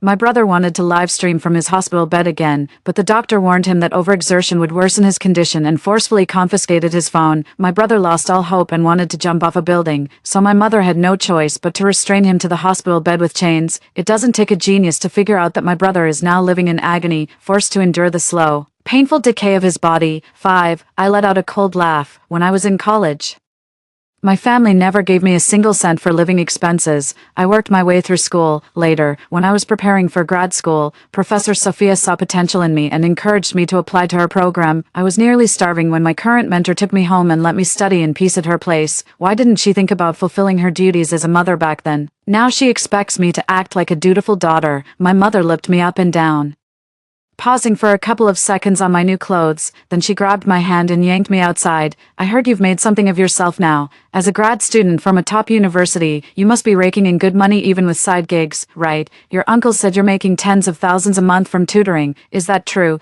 It's time for you to pay back what you owe. Come with me to settle the medical bills. My mom's voice was so loud it immediately drew the attention of everyone around. I sharply shook off my mother's restraining hand and said coldly, I don't have any money. Isn't my brother making good money now? My mother looked stunned that I would refuse her outright. After all, I wasn't that little girl anymore who had to beg her for food to survive. Her eyes darted around nervously, probably noticing that people were gathering around us. My mom just went with the momentum and plopped down on the floor with a dramatic thud, playing the victim. Her voice grew louder, standing out starkly in the quiet hospital. Oh, you ungrateful daughter, after all these years we've raised you, and you won't even give us this little bit of money. It seemed like she got carried away with her own performance, wiping away tears as she knelt down and frantically slapped the floor, crying and yelling at me at the same time. I know you're making 50,000 a month now. If you won't cover this 5,000 medical bill, that's fine. I'll just go collect scrap to support the family." The crowd around us whispered among themselves, their eyes full of contempt as they looked at me. I've been working to put myself through school since I was young. Once I was so hungry I nearly passed out on my way to class and ended up scavenging for food from the trash on the roadside. At that age, my pride meant everything, and of course, a group of classmates happened to walk by right then, including the athletic committee member I had a crush on. My mother saw this and sneered at me. "Serves you right. How embarrassing, filthy and reeking. Who told you to insist on studying? If you want an education, pay for it yourself." The money for my education was pooled together by my aunts, who couldn't bear to see me struggle. As for my mother, aside from giving birth to me, she hardly ever cared for me. Snapping back to reality, I looked at my mother wailing and thrashing on the ground. A smirk tugged at the corner of my mouth as I pulled out my wallet. My mother leaned in expectantly, thinking I was about to give her money. The next second, I dropped to my knees and kowtowed dramatically before her, while pulling out a paper stamped with a red seal from the wallet. "Mom, don't even talk about picking up scrap. I've been doing it for years. I'm sorry. I'm useless. If I scavenge for scraps 10 more hours every day, I'll definitely be able to support you and my 400-pound brother. I'll make sure my brother can get married someday." I unfolded the paper with the red stamp. It was a loan clearance certificate. "You see, I'll work hard to earn money. I just paid off my $7,000 student loan, and soon I'll clear the $28,000 gambling debt Dad left us with. Then I'll save up another $42,000 for my brother's marriage fund." I was so moved by the scene that tears and snot were streaming down my face. The people around me looked at me with expressions that shifted from disdain to shock and confusion, and finally to sympathy. The nurse tried to help me up and said, "You're so thin, you really need to take better care of yourself." The elderly onlookers pointed at my mom and muttered, "Is this raising a daughter or a slave? What a terrible fate to be her daughter." When my mom realized playing the victim wasn't working, she went completely off the rails. She stood up and tried to slap me across the face. "Six," but a quick-witted, burly guy nearby intercepted her. The guy said in a deep voice, "What do you think you're doing? This is a society governed by law." My mom pretended to give up on hitting me, turned around, but suddenly reached sideways with her other hand to snatch my wallet. My canvas wallet was yanked by my mom with one sharp pull. It immediately tore apart with a loud rip. A few crumpled green and purple renminbi bills fell out, some 1 yuan notes, some 5 yuan notes. My mom snapped in frustration, "Aren't you a college student? How could you be this broke? Your uncle said you could easily make tens of thousands from part-time gigs. Did you stash all your money in the bank?" I opened WeChat, went to the transfer function, and tapped the green transfer button. Tears welled up in my eyes. "Mom, I've got 58 yuan left in my WeChat wallet. I'm sending it all to you." After saying that, I nervously clutched the 2 remaining coins in my jacket pocket. "I've only got $2 left to buy 5 steamed buns to last me the whole week. I can't give it to you." I cautiously asked again. "My brother's a big-time streamer and celebrity. A single pair of his designer sneakers costs $3,000, which is 2 months of my salary. Why don't we sell some of his shoes to get through this emergency?" The burly guy couldn't take it anymore and grabbed my mom by the collar of her shirt, pulling her away. "Are you even human? Your family's loaded, yet your daughter's struggling like this, and you still want to suck her dry?" My mom couldn't argue her way out of it and tried to hit me, but my brother suddenly let go of her collar, sending her face first into the ground with a thud. I glanced at my watch and pretended to be in a hurry.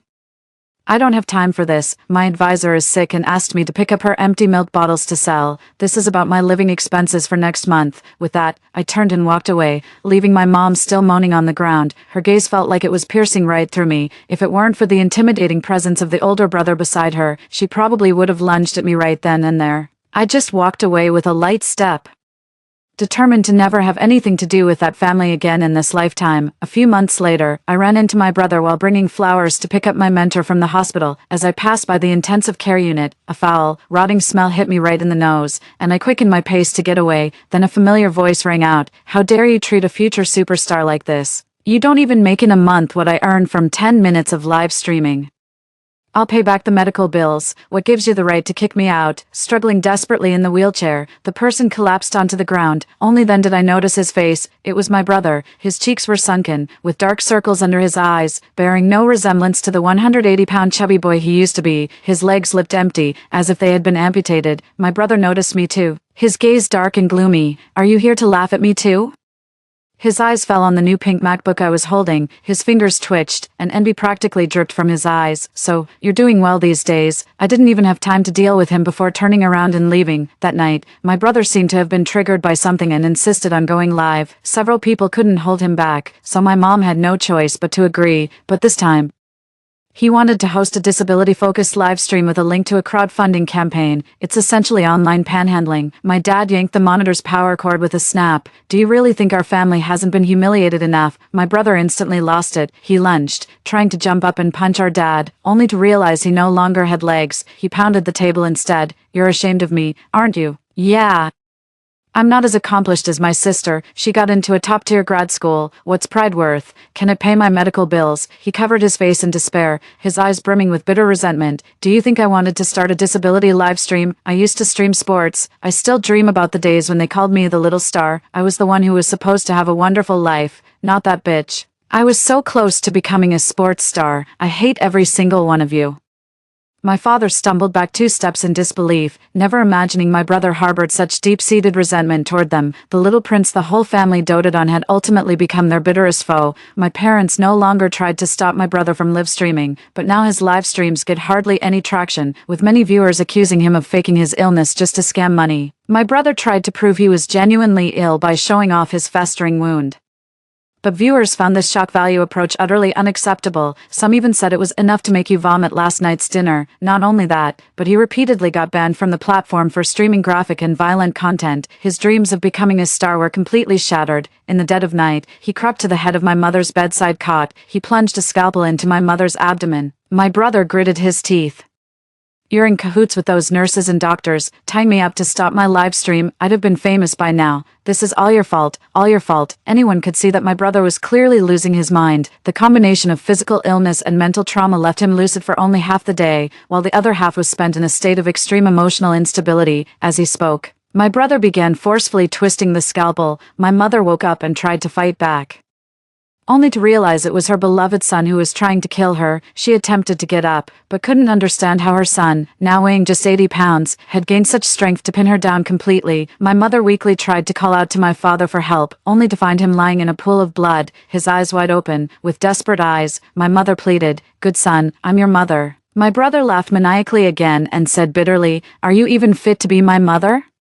You ruined my dream of becoming a star. I'll never be a celebrity now. I'm in so much pain every day, just unbearable. You deserve to die, and it'd serve you right. If it weren't for you, my mole wouldn't have gotten this bad. If you hadn't used that worthless folk remedy, I could have caught it early and gotten treatment. I wouldn't have lost my legs, wouldn't have ended up like this miserable wreck. Do you know what my fans used to call me? They called me the iron legs of track and field. Now they call me the pus-dripping legless freak." My brother let out a hollow laugh, then pulled the knife out again and stabbed her wildly several more times. That was it for my mother. She was gone. 7. A few days later, I got a call asking me to come to the police station to sign my mother's death certificate. I refused point blank. Later, I heard that my brother had mental health issues, couldn't be held criminally responsible, and owed the hospital a lot of money. The authorities had him placed in a psychiatric facility. They called it a placement, but it was more like confinement. My brother, who has cancer and can no longer care for himself, has become an object of disdain for the caregivers. The bandages wrapped around his legs have turned dark yellow, yet no one bothers to change them. He can only use the toilet in his wheelchair, and urine soaks through to his upper thighs, causing eczema to develop every night. He scratches desperately and cries out in agony from the unbearable itching. When the other patients in the psychiatric hospital heard he was locked up for killing his mother, they all looked down on him. Some would even spit in his face as they passed by. 3 years later, I graduated early from my master's program. My advisor, a well-known heavyweight in the field, recommended me for the UC Berkeley Neuroscience and Biological Regenerative Medicine program. I truly value this opportunity and have worked diligently, graduating a year ahead of my peers. After receiving a 300,000 yuan project bonus, I went on to perform several surgeries domestically, gaining some recognition. My patient appointments are now booked a month in advance. I also bought a 2-bedroom apartment with a tree-lined view in City A. As I was leaving the clinic after my night shift, a shadowy figure suddenly swooped down and grabbed my leg. I took a closer look and Despite his face being swollen like a pig's head, I could still make out that it was actually my dad. I took a terrified step back, goosebumps rising on my arms. Who are you? My dad was in tears, mumbling incoherently, "My dear daughter, my sweet lady, your father finally found you. Do you have any idea what I've been through these past 2 years? From my father's account, I learned he hadn't actually died. He survived a severe injury that cost him a kidney, but could no longer do physical labor, barely scraping by with odd jobs. My father was so accustomed to gambling and easy money, how could he possibly settle for a measly 2,000 yuan monthly wage? He stole the KTV owner's new equipment to resell it on the second-hand market. I never imagined the KTV owner was the local crime boss. He chopped off 8 of my dad's toes, 2 of his fingers, and even boiled the tip of his tongue, forcing him to eat it. What's worse, not a single shop in town dared to hire my dad for work. Left with no choice, my dad resorted to scavenging for food in the trash, but even the homeless bullied him, beating him black and blue on a regular basis. When I came to my senses, my dad was kneeling before me, begging for forgiveness. I was wrong before. Honestly, I really wanted to step in when your mom and brother were bullying you. Look how miserable I am now. I know I messed up. Why don't you take me with you and let me live a better life? My father gritted his teeth and cursed. Your brother is nothing but trouble. He'd even harm his own parents. My father put on a flattering smile again. I always knew you had great potential. Some of the credit for how amazing you've become goes to me. You know, my father pounded his chest in remorse, yet I detected a glint of greed in his eyes. I know my father too well. Show him an ounce of pity, and he'll latch onto me like a leech until he drains me dry. I looked down at my father and gave him a radiant smile. Your downfall wasn't caused by me, nor by my brother. That was your own choice, and you must face the consequences of your actions. My father thought he had found a lifeline, but was completely devastated. His eyes dimmed with despair as he slumped to the ground. A gentle woman's voice came from behind me, carrying a delicate fragrance in the light rain.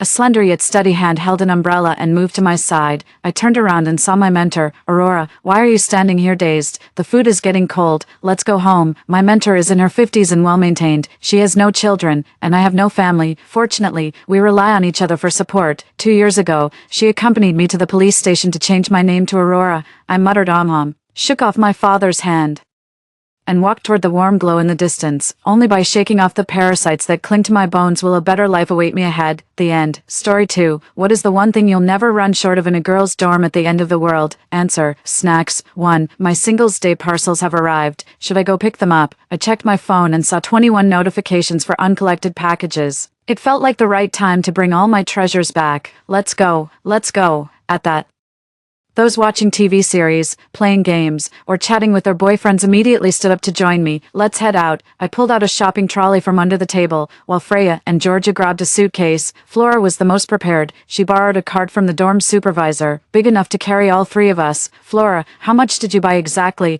I asked, pulling the cart. Flora rolled her eyes at me. You bought 3 boxes of milk. Freya got 2 boxes of daily nuts.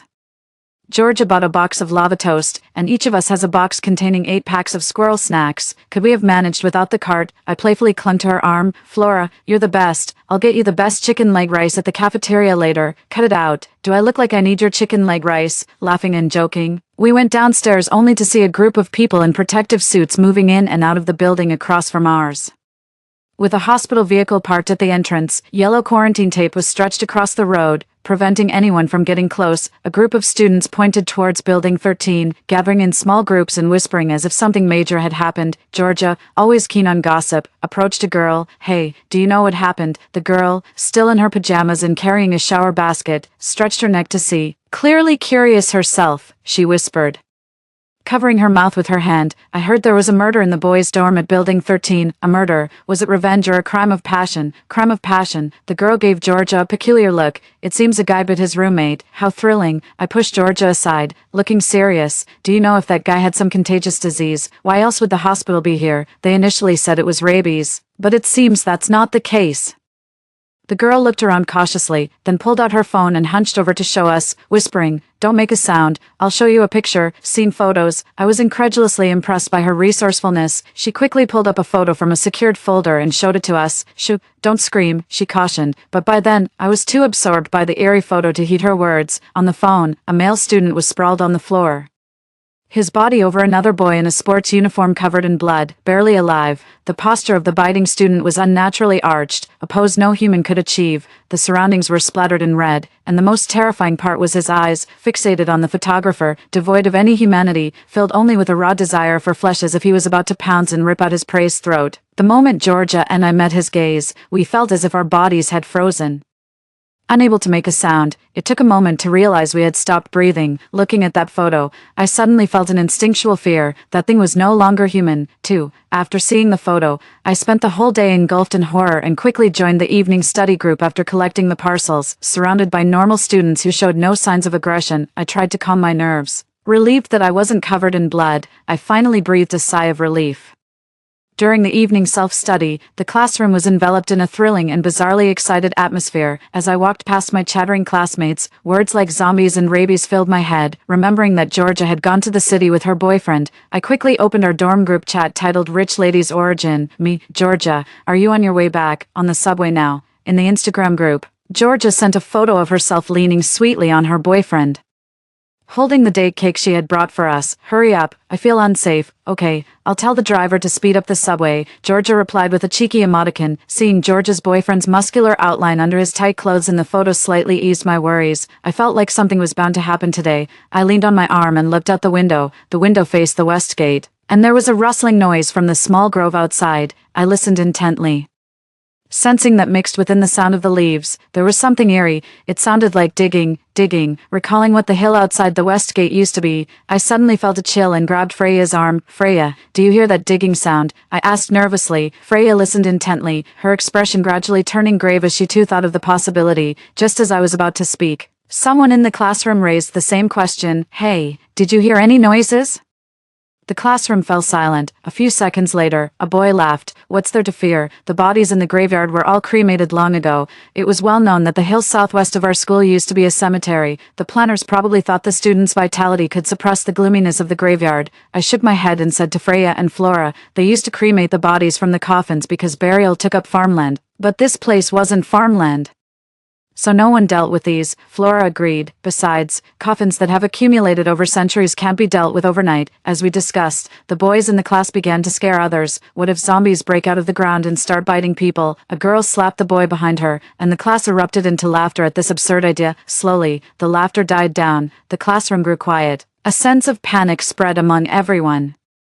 The sound of digging became clearer in the silent study room, almost as if it was right next to us. Just then, my junior, Jean Binu, messaged me, Sister, are you in the study room? It's not safe lately at night. I'll come to pick you up. It wasn't just my imagination. No, this wouldn't do. I suddenly stood up and grabbed Freya and Flora. No, we need to go back to the dorm. I'm not good at many things, but fear tops my list, and I've always had an extraordinary intuition for danger.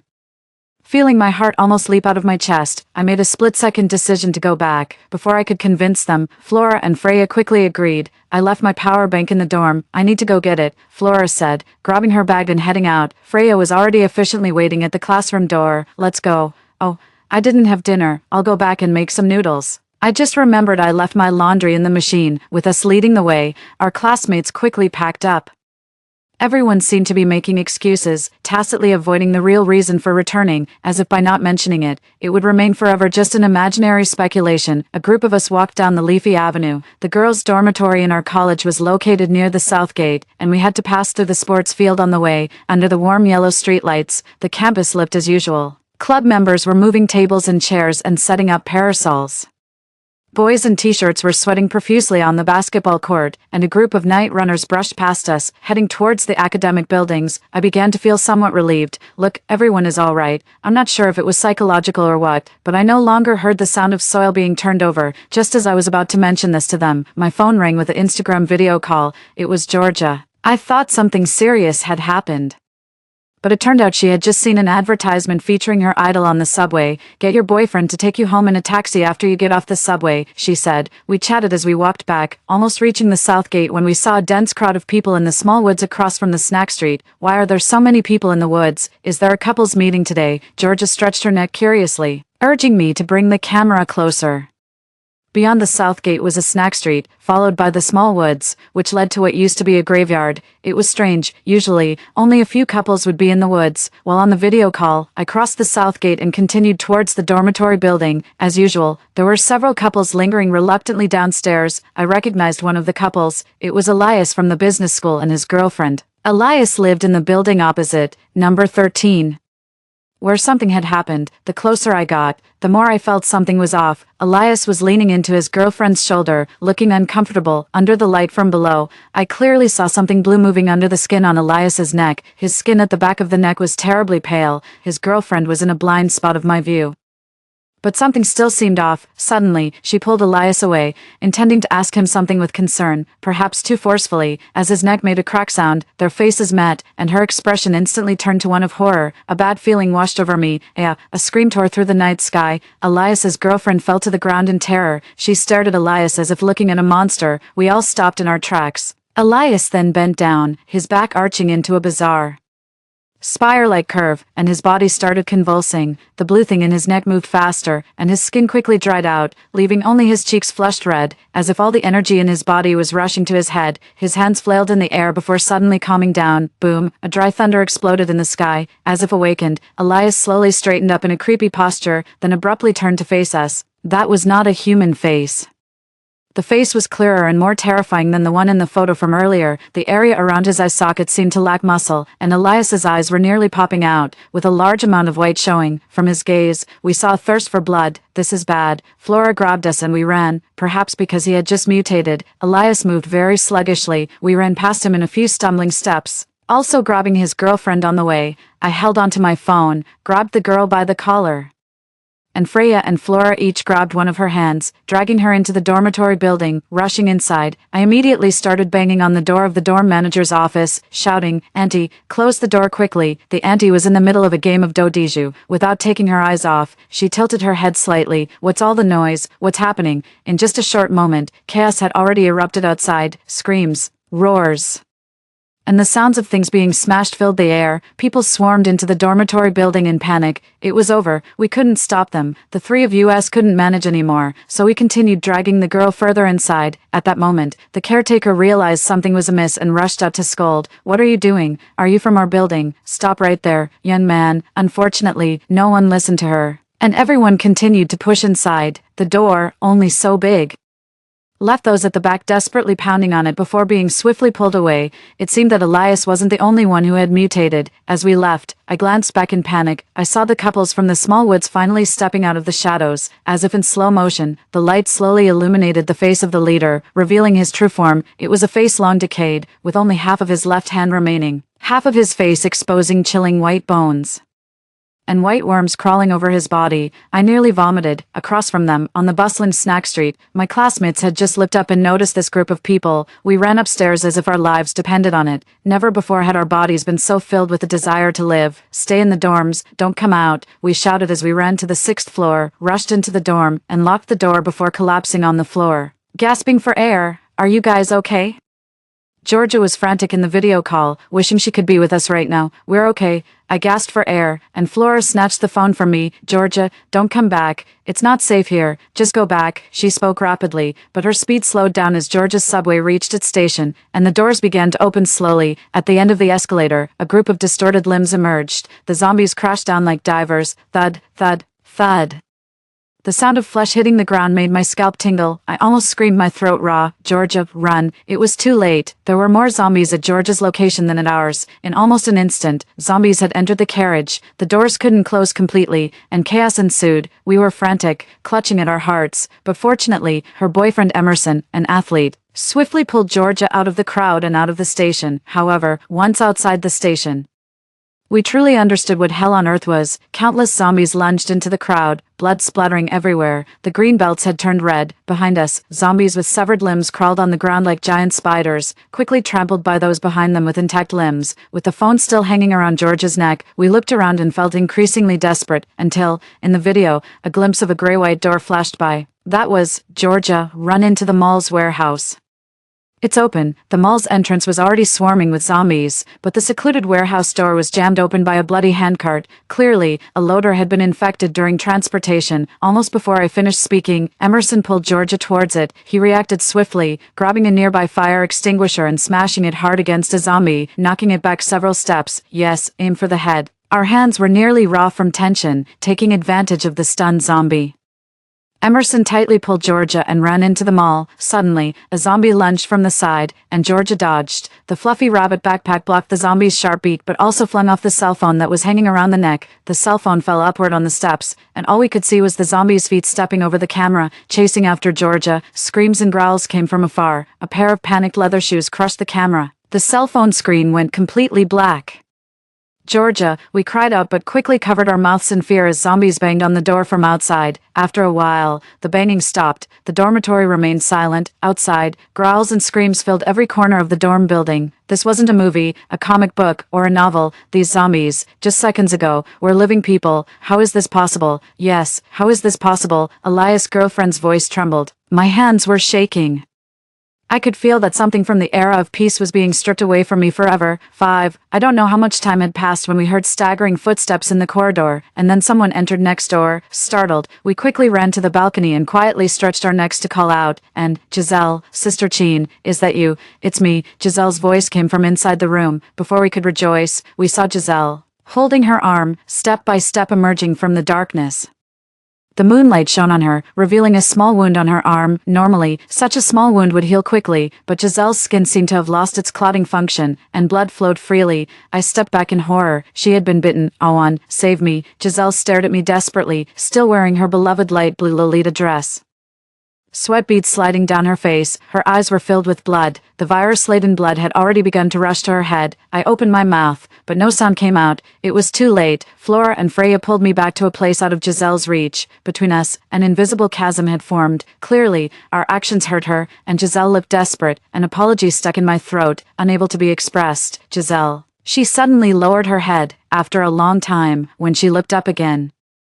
She showed us the familiar sweet smile. Then, could I borrow some iodine from you? We nodded hastily and placed the iodine far on the edge of her balcony. Thank you. I'll return it to you if there's a chance. She shook the iodine with a smile, her fingernails slightly purple under the moonlight as she held the brown bottle. After that, we all kept silent and began to get busy. The girl we pulled up was called Haley. We each called home. Fortunately, our parents had finished dinner and a walk and were resting at home, so they were not affected. Freya looked around, and as if she remembered something, she slapped her forehead. Right, water. How could we forget that? We hurriedly looked for containers to store water, empty buckets, wash basins, water bottles, pen holders, even plastic bags. We even poured out snacks, lined cardboard boxes with plastic, and filled them with water. After completing these tasks, we recharged all our tools, pushed the empty beds to the door, and blocked it with the security gate. We then thoroughly searched through everything, placing any usable items in the center of the room to sort through one by one. At 2 a.m., we pulled out a radio used for an English proficiency test and painstakingly searched for any signal from the outside world. Next door,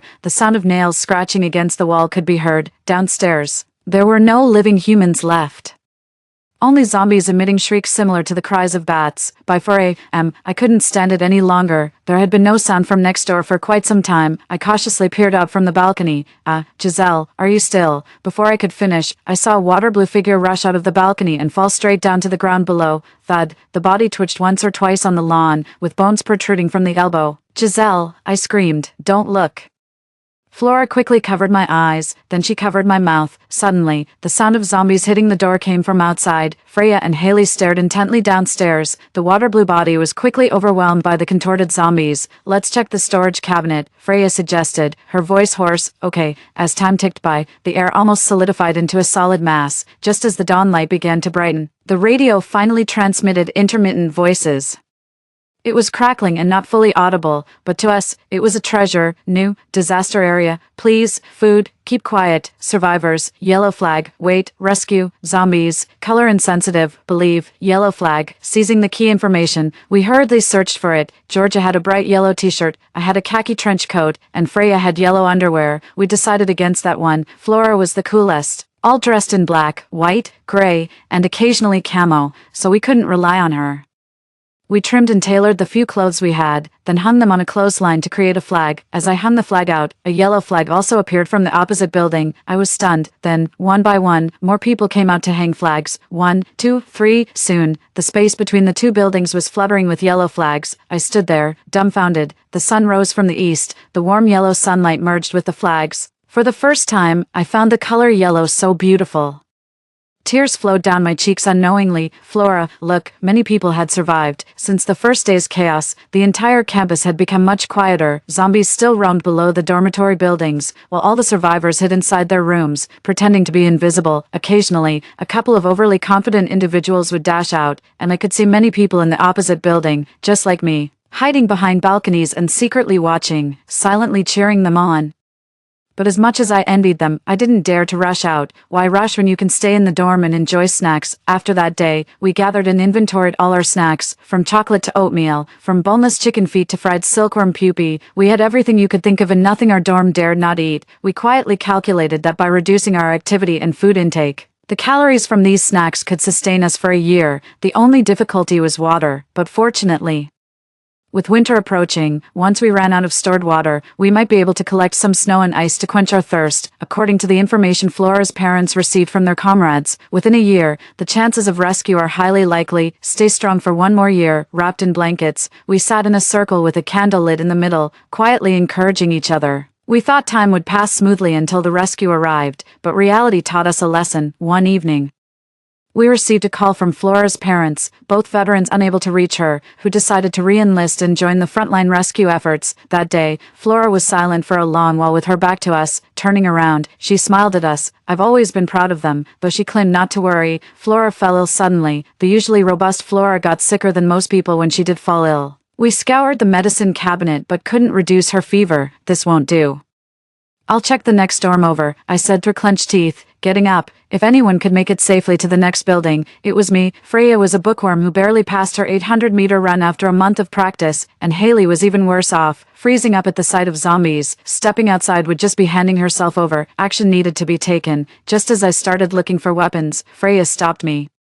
She dug around like a mole and finally pulled a box from a gap in the bookshelf. I opened it to find myself staring at a small drone with a conspicuous logo. A drone, me, Freya. She grinned sheepishly. I'd only used it a few times and forgot about it. If it hadn't been for moving the medicine box, I wouldn't have remembered. Be quick. Thank me. Thanks, really. You have no idea the mental preparation I had just made to go out. You little tormenting imp, I grumbled, grabbing Freya's head and rubbing it vigorously, while Haley and I each grabbed an arm, starting our playful interrogation. Spill it. What other surprises are you hiding from us? Bring them all out. I can take it. What else do you have? A space with magical springs that can cleanse marrow, something that can make us ascend.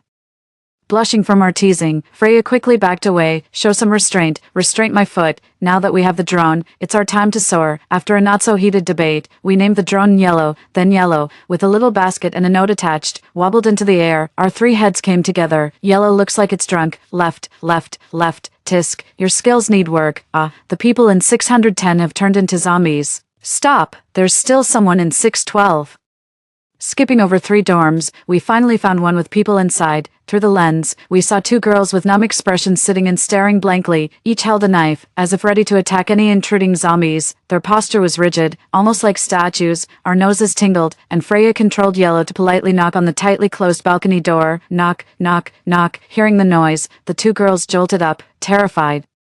They looked around cautiously before noticing the drone hanging outside the balcony, visibly relaxing. Their expressions seemed both relieved and disappointed. They didn't approach Yellow, instead resuming their numb positions and gripping their knives, returning to their statue-like state. In that moment, we understood what they were thinking. The atmosphere suddenly turned heavy. Yellow had a tough journey ahead, knocking on doors along the way to borrow medication, which proved more challenging than we had anticipated. Some people outright chased us away, others tried to rob Yellow, some apologetically refused, and there were those who simply hid from us. The disaster seemed to have stripped everyone of their vitality, trust, and enthusiasm, leaving behind only shells blindly struggling to survive. I could hardly believe that these were the same classmates with whom I had once frolicked and celebrated, who had once shone so brightly. The battery's almost dead, I said resentfully, clutching the screen. Freya sighed and comforted us. This is the last room. If it doesn't work out, we'll let Yellow come back, we'll recharge and then set out again. Okay, perhaps fortune was finally smiling upon us, for in the last dormitory, we managed to borrow the medicine. Only a sophomore girl from the School of Public Administration had survived in this dorm. And surprisingly, she seemed to be in good spirits. Lucky there's one last box of ibuprofen, she said, casually taking a strip from her small medicine box and placing it in Yellow's basket. I can't give you all, but you can have this strip. Maybe it was because she hadn't spoken to anyone in a long time, but she narrated every action she took. But who cares? We finally got the medicine. Flora, you're saved. Do you hear me? I cried next to Flora's pillow as she weakly swatted me away. Cut it out. I'm not dead yet. Yellow wobbled a bit as he thanked the girl and then happily flew back. After we clumsily helped Flora drink some water, we noticed a note at the bottom of the basket. It was written in graceful handwriting, a very ordinary sentence, but I felt nothing could be more comforting. It read, "Hang in there, we will definitely be rescued." We all laughed joyfully, and then, amidst the laughter, we started crying. We were all still together. Adopting a spirit of not being outdone by the School of Public Administration, we started using Yellow as a delivery drone, not the kind that makes a profit from intermediaries. We sent 2 bars of chocolate along with an encouraging letter to 2 girls who lived as still as statues. They reciprocated with 5 apples. We then passed the apples on to another dorm. And soon Yellow had made some headway in the girls' dormitories, and before long, even the boys' dormitories joined in. Since boys don't typically stockpile snacks, Yellow's arrival with a full load of food was met with unprecedented enthusiasm. In return, they gave us a lot too, like a 1000 W power source from room 209, which now handles Yellow's charging needs, and someone even gifted a snake venom from a snake they kept. You never know what strange things you might find in a boys' dormitory, besides supplies. Everyone also started using Yellow to chat. One day, Yellow brought back a carefully drawn letter addressed to me from a freshman named Jean Binu. Before I even opened it, I saw the envelope covered with phrases like "together," "so sweet," and "you won't be disappointed, senior." My face instantly turned red, annoyed. These people had peeked at my letter. Nervously, I opened it, and surprisingly, it wasn't filled with long paragraphs, just a few lines. "Senior, may I invite you to dance? P.S. The music will be I Love You 3000.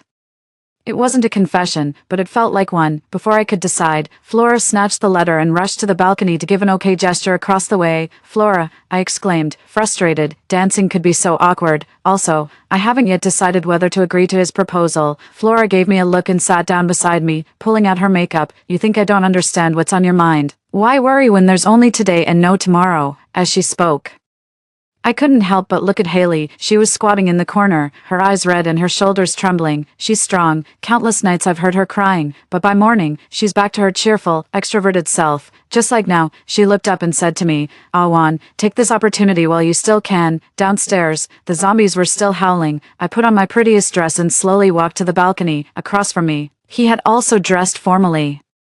Having waited for quite some time, I blushed and bowed my head slightly. Although I couldn't see his face, I imagined it still bore his usual serene and gentle expression. So shy, as my heart pounded, Jean Bin inclined his head slightly and stretched out his hand in an inviting gesture. In the corner of my eye, I saw many classmates boldly step out onto their balconies, craning their necks towards us, including those 2 sisters. Stiff as statues, this crowd, as lively as ever when it comes to gossip.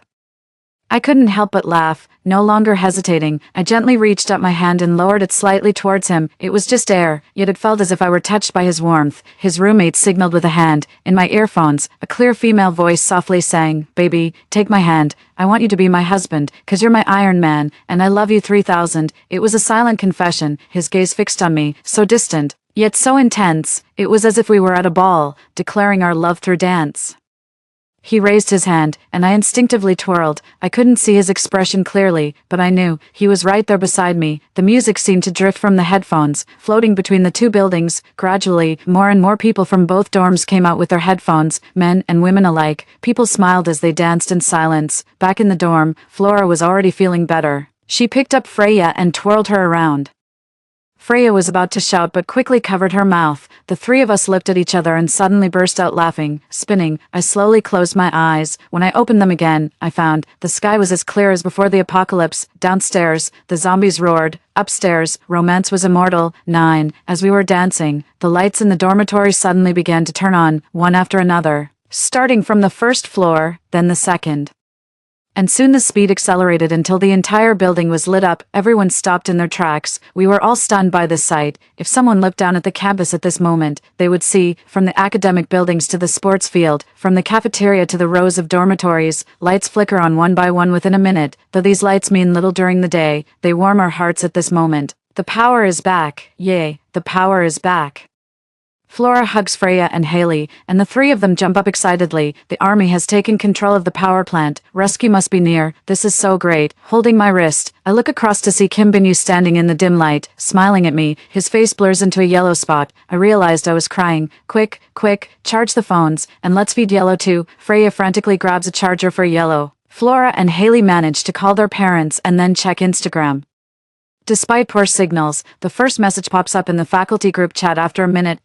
It's an incoherent message, but we are overjoyed, even as zombies bang on the doors outside. Boys in the building next door shout at the zombies below. Haha, rescue is coming. I'm not afraid of you. Messages in the chat refresh every minute. After half an hour, a Morse code chart appears among various survival tips. It seems everyone has been busy while staying in the dorms. After confirming her parents are safe, Flora seriously suggests, since rescue is coming, let's let Yellow take a tour around the campus. Previously, we were afraid to waste the battery so we didn't let it fly far, but honestly, we all eagerly wanted to know what was happening outside, so we started preparing. 10 minutes later, Yellow flew out of the dormitory. This time, it didn't head towards the opposite side but explored deeper into the campus.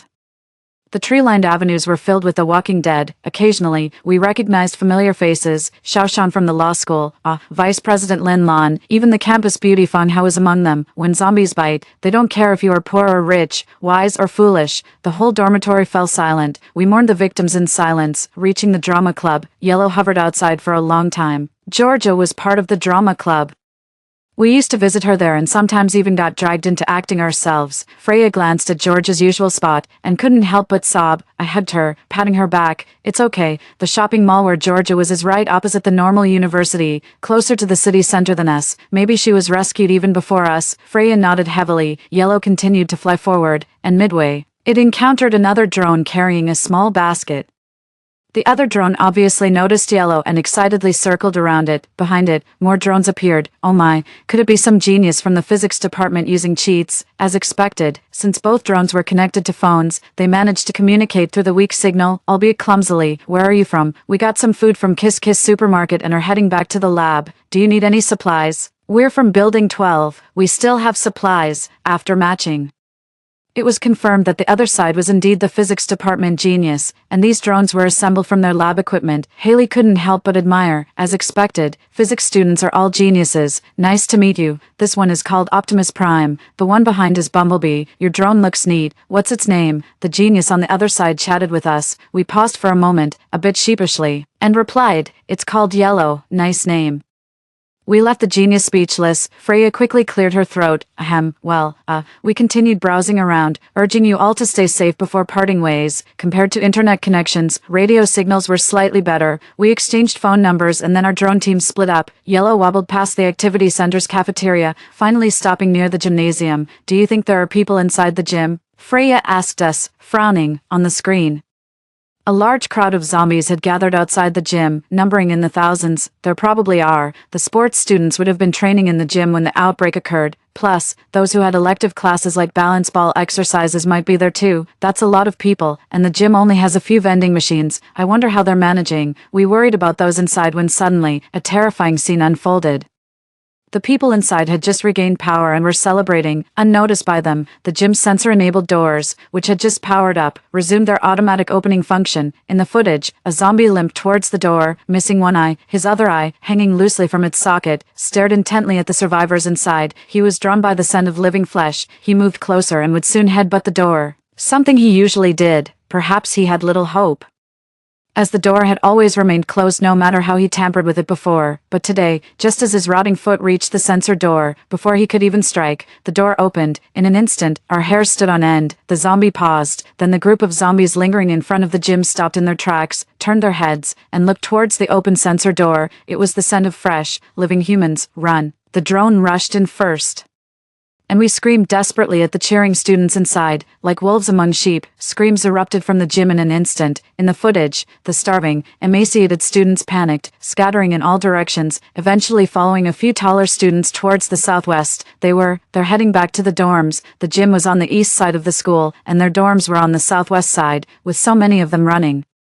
They were sure to attract all the zombies in the school. They had been hungry for so long. Not many had the strength to outrun the zombies. It was hard to say how many of the hundreds would survive. The situation was urgent, and we were frantic. Is there any way to help divert the zombies along the route? Suddenly, Freya slapped her forehead. Right, the physics department expert from earlier. We quickly relayed the situation over the phone. The person on the other end paused, then understood. We coordinated swiftly, assigning various drones to notify survivors along the route to do everything possible to divert the zombies from their path, while Yellow took charge of leading them back to the dorms. What about leading them to the cafeteria? Freya asked. No, the cafeteria and first floor of the activity center are full of zombies, and they can't be let out right away. The supermarket and express station can't accommodate so many people either. We have to lead them back to the dorms.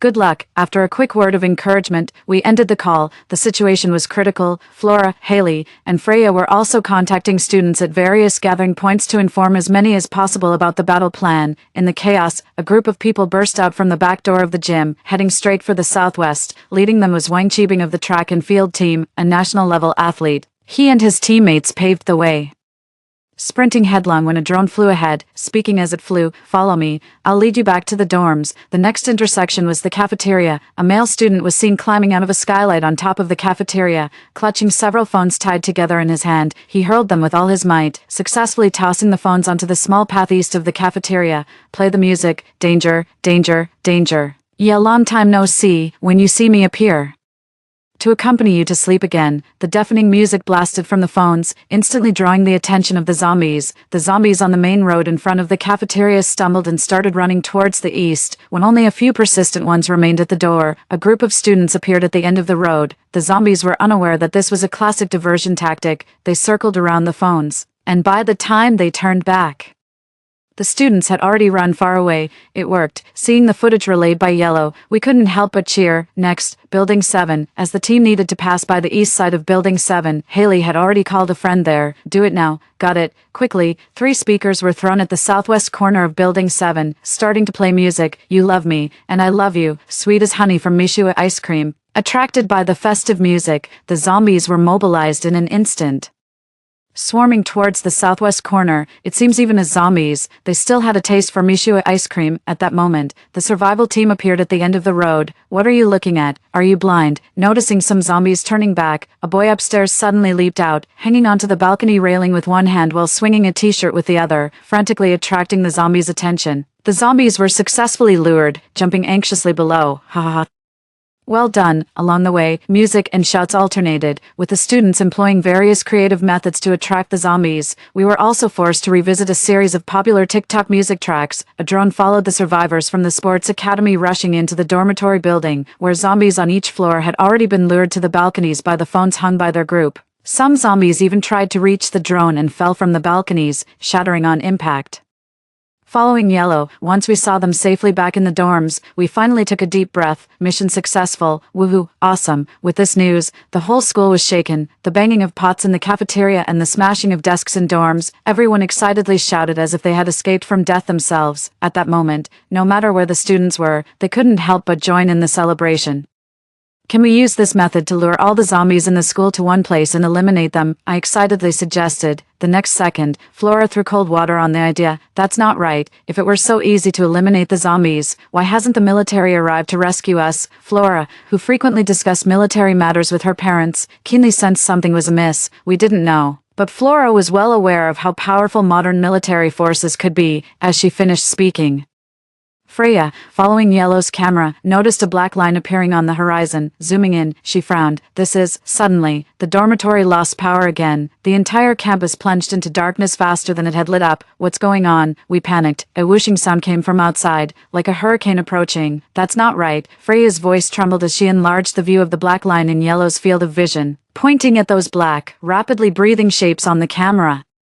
Wings rotting, beaks sharp and blood-stained. In midair, two birds were flapping their wings, fighting over a severed arm. Bang! The arm was torn in half, with the hand still attached by a tendon, flung to the ground. Those are zombie birds. Quick, close the windows. Just as we managed to close the windows, the zombie birds were already near. Flora and Haley were still on the phone notifying other buildings.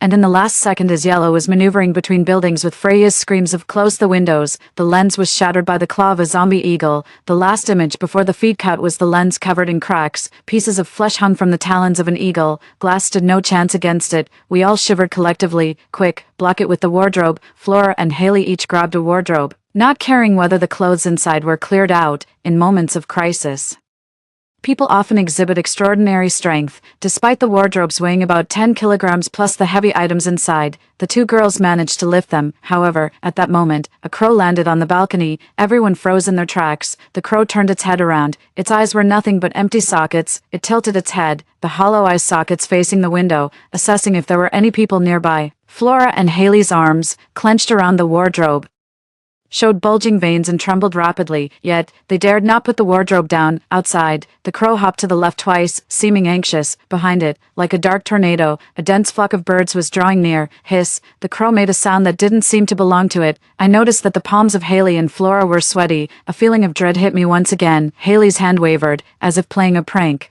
The small door in the middle of the wardrobe swung open. It opened slowly, drawing a fan shape in the air, and finally, with extreme slowness, hit Haley's sleeve and stopped. Phew, I sighed with relief inwardly. The crow cocked its head. It hadn't heard the noise, yet the next second, from an angle we couldn't see, a white strap with a metallic buckle peeked out from the skewed wardrobe. A belt fell to the floor. Clatter! Caught off guard, almost instantly, the crow flew towards us, smashing into the glass with a reckless abandon. Its black wings visibly broke several bones, white bones protruding, but it did not deter its thirst for flesh. Quick, the glass can hold for a while longer. I swiftly replaced the exhausted Haley, dragging and spinning the wardrobe to stand in front of the window, blocking the crow's path. Be careful with your hands. Awang! Freya warned me. I quickly withdrew my hand. And a moment later, I heard the sound of glass shattering. The crow's beak snuck through the gap between the wardrobe and the wall, nearly grabbing my fingers. That was close. The hard beak frantically struck up and down, making a continuous clicking noise. At that moment, Flora and Freya arrived, together moving another wardrobe to block the other gap. The crow's beak is stuck. Push hard. Don't give them time, Flora commanded. The zombified crow's beak didn't budge, occupying the small gap between the wardrobe and the wall, and if we didn't cover the gap quickly, smaller zombie birds would squeeze through. Outside, the flock of birds had already arrived, their shrieks reverberating over the entire campus. We pushed the wardrobe fiercely, and just as it was about to completely block the gap, I caught a glimpse through the crack. A figure was snatched from the balcony by an eagle, flailing and screaming in midair, then engulfed by the flock of birds. The next moment, we pushed the wardrobe into place. The beak, severed by our efforts, fell to the dormitory floor, without a trace of blood. Close to the door were zombie knocks. Close to the window were zombie birds hitting the wardrobe. We could only huddle in the center of the dorm, wrapped in thick coats. The banging continued for a long while. Thankfully, the school hadn't cut corners on materials. I heard the sound of the beak breaking against the iron wardrobe, but half an hour later, the wardrobe was only dented and hadn't broken through. No window was open, yet I felt the air was filled with the scent of blood. Outside the building, the sound of shattering glass mingled with the screams of classmates as it pierced our ears. We dared not make a sound. Half an hour later, the flock of birds left. The entire building fell back into an eerie silence. The power was out, drones had crashed, and there was no joy in successful rescues.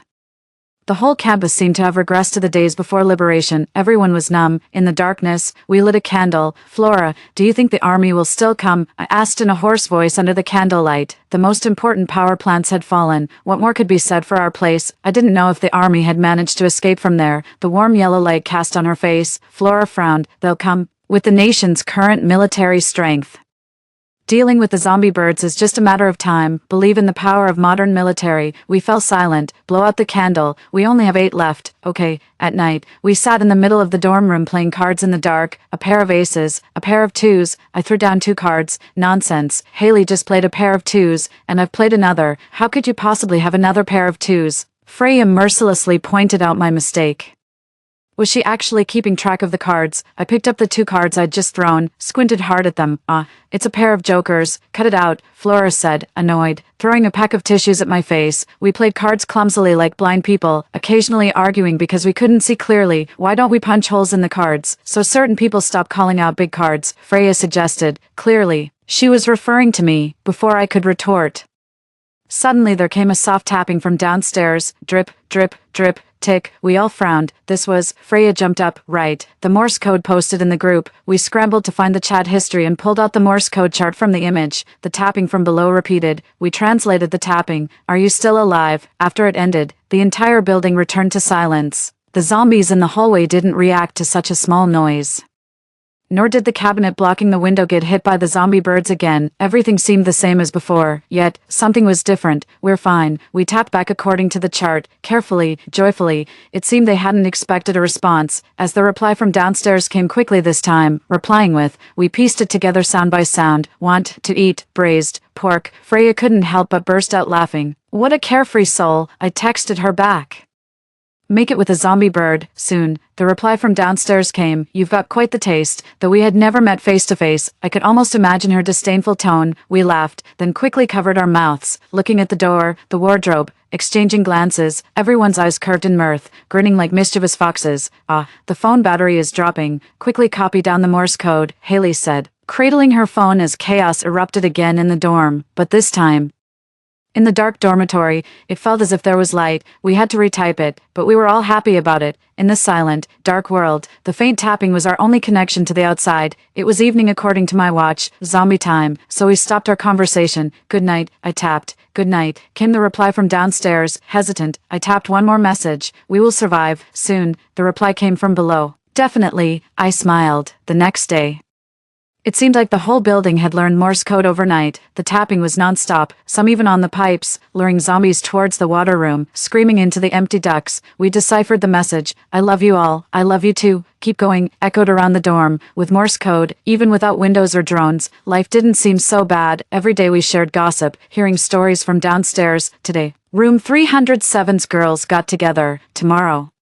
a girl in 420 admitted her crush on her roommate's brother. Life was like a soap opera, and we enjoyed watching it unfold. Don't peek at my cards. Freya shoved my head. Oh, you're so mean. I'm going to complain to the girls downstairs. I pouted. Shut it. Everyone knows you're terrible at cards. True, every time Freya lost, she'd bang on the pipes accusing me of cheating, and now the whole building knew. My child has broken my heart, I sobbed, only to be silenced by a chestnut Freya stuffed in my mouth. Ugh, it's a bit dry. I wondered how Georgia and Kim Binyu were doing. Maybe it was wishful thinking, but we finally got in touch with Georgia, who brought good news. The military was coming to rescue us. Finally, I'm so happy I can barely speak. Suddenly, the dorm shook violently, and Flora studied us. It's an earthquake. I went pale.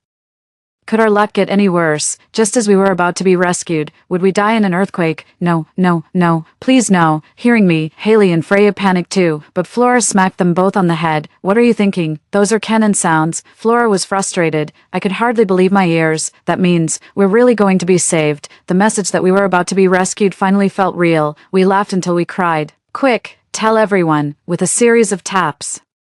We no longer needed a reference sheet to fluently tap out Morse code. Soon, the news of the impending rescue flooded our Instagram group. That day, suppressed cheers filled countless corners of the school. On the day the call came through again, the army entered the campus. The roaring of helicopters jolted the entire campus awake. I had never found these deafening sounds so pleasant. We carefully moved a cabinet aside a bit, extended a small mirror, and saw only a few zombie birds lingering outside.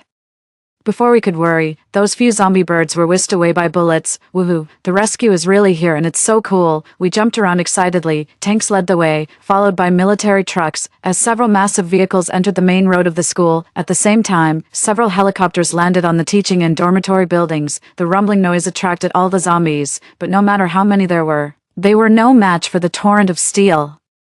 The zombies knocked down lay in the middle of the road, crushed one by one under the rolling tracks of the tanks. Truly, we marched over the corpses. This instantly conquered everyone's hearts. Across the building, boys in full gear ran to the balconies. Everyone clenched their fists excitedly but kept silent by consensus. Not wanting to burden the military, yellow flags fluttered in the wind. The tanks couldn't enter the narrow paths. So squads of soldiers laden with firearms disembarked from the tanks and military trucks. They're here. Freya's head stacked on mine, and we all jumped excitedly. Quick, gather the lightweight supplies and get ready to leave, Flora directed us, but before we could move, a sudden change occurred outside. About a dozen zombie foxes and dogs appeared on the path. These were animals from the nearby mountains, previously unknown to harbor so many. Once fiery fur, now soaked in black blood. At a glance, a dozen or so formed a dense mass, sharp canine teeth and claws dug into the ground, their throats growling audible from afar, and facing them were only 6 soldiers. Our hearts skipped a beat. It's over. No, please. Suddenly, a shout came from the opposite building. TNND, come at me. A voice woke everyone up. Soon, shouts connected from building to building. Indeed, the zombie dogs and foxes turned around. We thought the soldiers would take this opportunity to retreat and seek reinforcements, but instead, gunfire erupted simultaneously. Continuous bang, bang, bang from the dormitory building faintly made me feel the building shake. In a blink, the dozen zombie dogs and foxes were reduced to pieces. We were stunned, turning to look at Flora. She was holding her arms, looking at us as if we were the foolish sons of a landlord. Anti-aircraft machine gun. Flora rolled her eyes. Overkill, really? This, clearly, the brutal suppression by firepower provided everyone with a sense of security, making the rescue operation very smooth. When boarding the military truck, I saw the physics department elites boarding a helicopter near the laboratory building, following the army, swaying as we moved. I looked out through a small window. Along the way, it was a scene of ruins and devastation, as if from an apocalypse. But not a single zombie was in sight. I sat next to a soldier around 30 years old, his body reeking of gunpowder. I couldn't help but want to cry. Before a tear could fall, he handed me a gun. Come on, try holding it first. You'll have to learn this eventually. What? My hand dropped down, and I was stunned. The gun was so heavy. Holding the gun, I whispered, what if I can't aim properly? He laughed, showing off his bright white teeth. No need to aim. Just fire into the crowd of zombies. I nervously clutched the gun until we entered the base. And that's when I realized he was joking with me, because what I saw next, I would never forget. Groups of zombified birds gathered towards a fixed location, instantly obliterated into ash by a beam of white light, but they, lacking intelligence, kept coming relentlessly. The so-called ground-piercing bomb, a massive thing with 300 kilograms of explosives, penetrated 30 meters underground, hitting the nests of zombie rats. Countless shells streaked across the sky, drawing white lines and segmenting the sky into a grid, disappearing from our sight. Later, I learned that they were called Dongfeng missiles, capable of precisely repelling the national zombie tide. Rows of tanks surged out from the towering walls, rushing to the front lines. The various types of zombie creatures, which seemed so terrifying and unstoppable to us, were reduced to less than dust under the onslaught of steel. The gates of the walls stood openly, ahead of us. A long line of military trucks was loaded with survivors. Here and there, some private cars were mixed in. I leaned on the tail of a military truck, staring blankly at the sky illuminated by artillery. Later, I heard that just on that day, just from our one base, we cleared 15 kilometers of zombies. 14, in fact. What really hindered the rescue efforts were not the zombie birds, zombie rats, zombie geckos, or other terrestrial zombie species we thought of, but the zombie creatures from the ocean.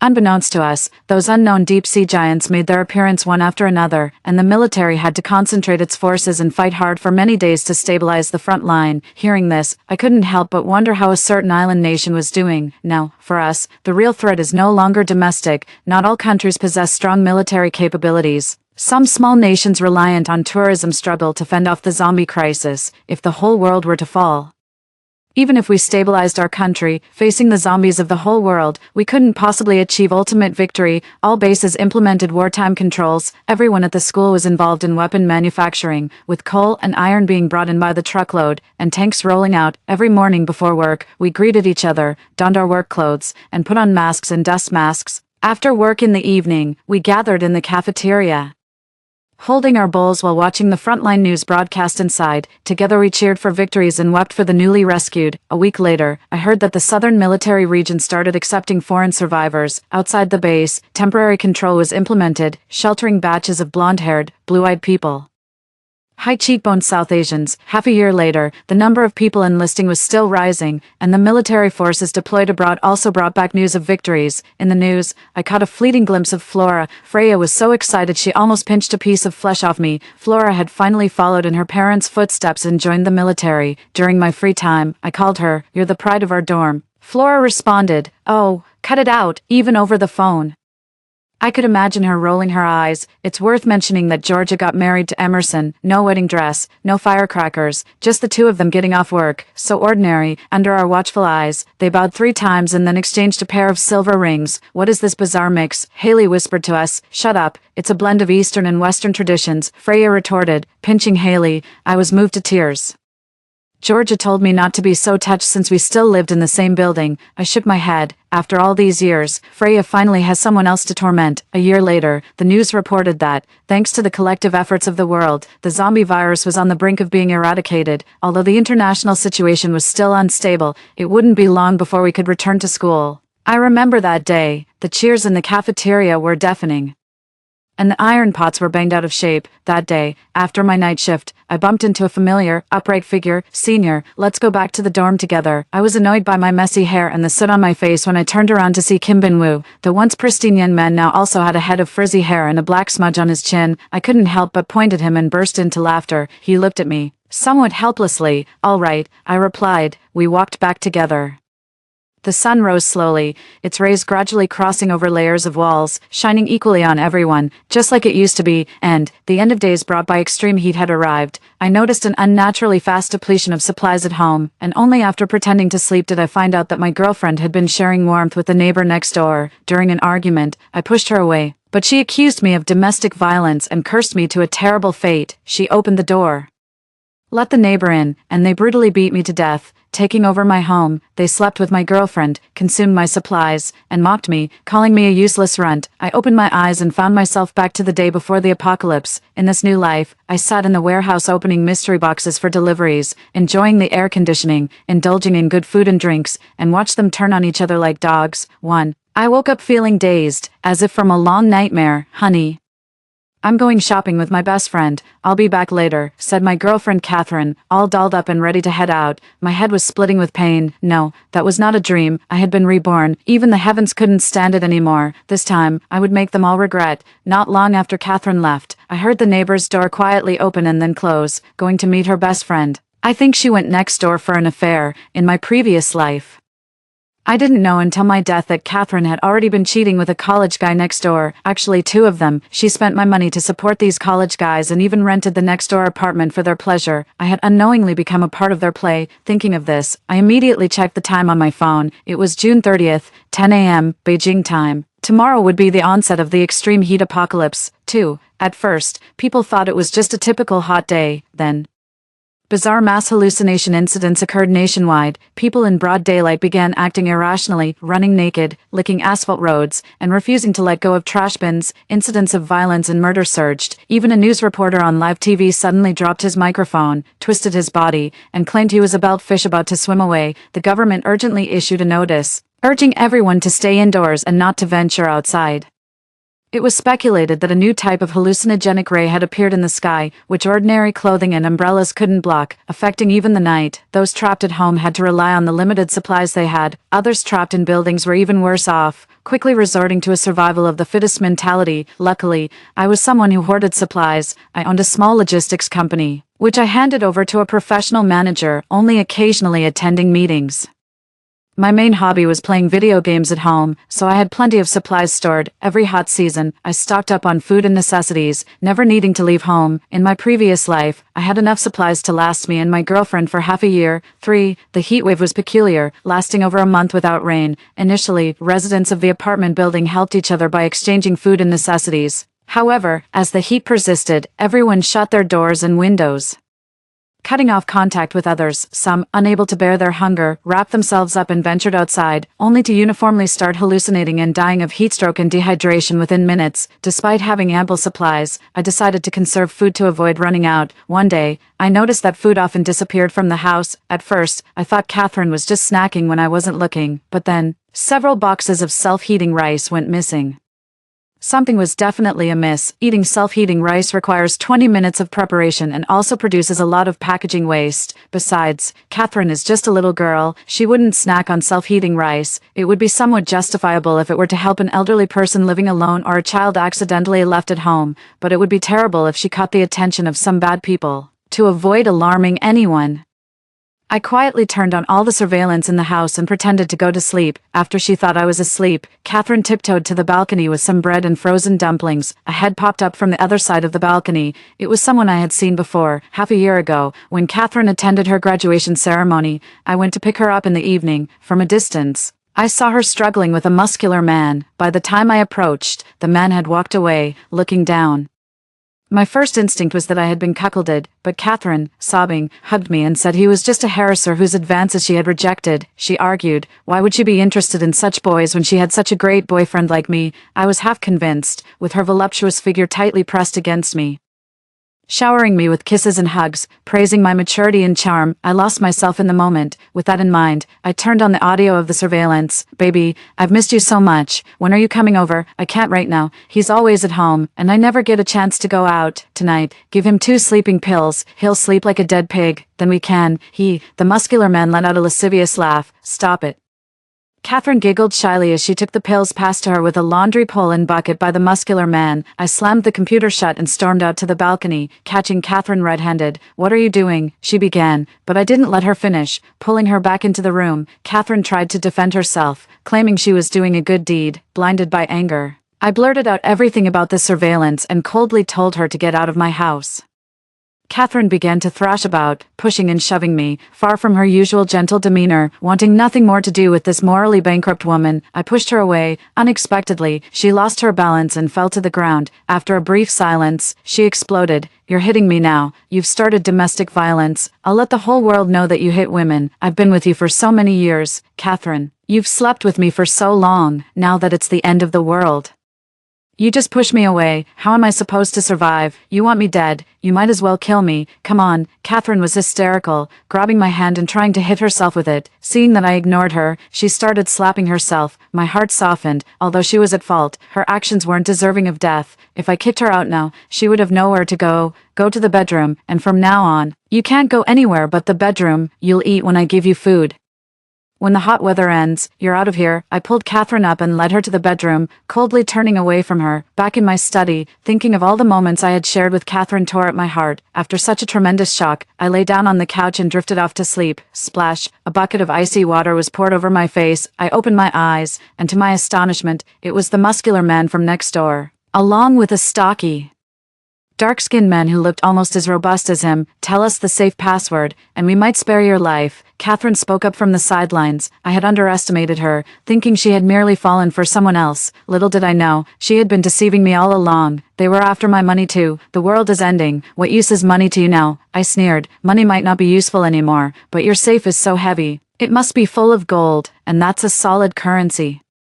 Whether this damned weather ends or not, sooner or later, we'll need gold for trading. So, you were with me just for my wealth. What else? I figured once the heat wave is over, I'd marry you, and then when you unexpectedly die, I could inherit all your money. I didn't expect you to uncover our plans so soon. Rather than waiting to be thrown out, I decided to take matters into my own hands. Catherine flashed a victorious smile. Catherine, stop wasting your breath on him. No wonder you never liked him, this skinny guy. What strength could he possibly have? It's more fun being with us brothers. Damn, both of them were in on it. Catherine had disguised herself too well before, seeming so innocent and sweet. Who would have thought she could be so shameless? I stared hard at Catherine, which unexpectedly led to a heavy punch from the muscle man. Under their coercion, I divulged the safe's code. They excitedly rushed to the safe, opened it, and found only a broken necklace inside. This was a keepsake from my mother. My parents died in an accident, leaving only this necklace with me. I treasured it, kept it in the safe, and often took it out to look at. Catherine thought I avoided opening the safe in front of her because it contained something valuable. She didn't know that the safe was heavy because the model itself was heavy. Catherine was too clever for her own good. I burst out laughing, watching their plan fall through. Feeling a sense of revenge, that laughter completely enraged them. Their punches rained down on me like a storm, and as I spat blood all over the ground, I gradually lost consciousness. Before dying, I heard someone whisper in my ear, "What are you so proud of? When you're dead, we'll move into your house, eat your food, sleep with your woman, die with your eyes wide open." Thinking of my tragic end in my past life, I broke out in a cold sweat. This time, I absolutely cannot make the same mistakes again. According to the timeline of my past life, the extreme heat will start tomorrow. It's clearly too late now to stock up and fortify the house. But who am I? I am the owner of a logistics company. I have many large warehouses. With all these warehouses, I shouldn't worry about running out of supplies. I looked around my house, starting to devise a plan. All the cameras in the house were hidden and had never been activated before. I stealthily turned on these surveillance cameras. Going to the study, I took the necklace from the safe, carefully placed it in a box, and packed it in a bag. Looking at the empty safe, I got an idea. I turned the safe on its side and dumped it on the ground. Happily, I defecated inside it, hoping they'd enjoy their treasure hunt. At the front door, the material was very sturdy, nearly impossible to break through. I dug out several spare mechanical keys left by the smart lock company, hiding them under my doormat and the neighbors, with another behind the fire hydrant. As for the food and supplies in the house, I didn't take anything. The cruelest way to get back at someone is to give them hope. After completing these tasks, I hurried off to the company. Upon arriving, I announced that the company had been acquired and that all employees would receive double their usual severance package within a month. The news was sudden, but I had actually been considering selling the company for a while, and several executives were aware of this. They collected their things with calm expressions and left. After all, the generous compensation made it easier for them not to dwell on it too much. Seeing the executives leave, the other employees also realized that the decision was final. Fortunately, there was compensation, which would help them as they looked for new jobs. Within less than 2 hours, the lively office had emptied out. I quickly ran to the warehouse. Our company has many warehouses, but I had already made my choice. When I first started the company, I was obsessed with creating a safe house, so I decided to turn the first warehouse into one. Being a graduate in electrical engineering, I personally designed a microgrid system for this warehouse. The roof was equipped with many solar panels for power generation.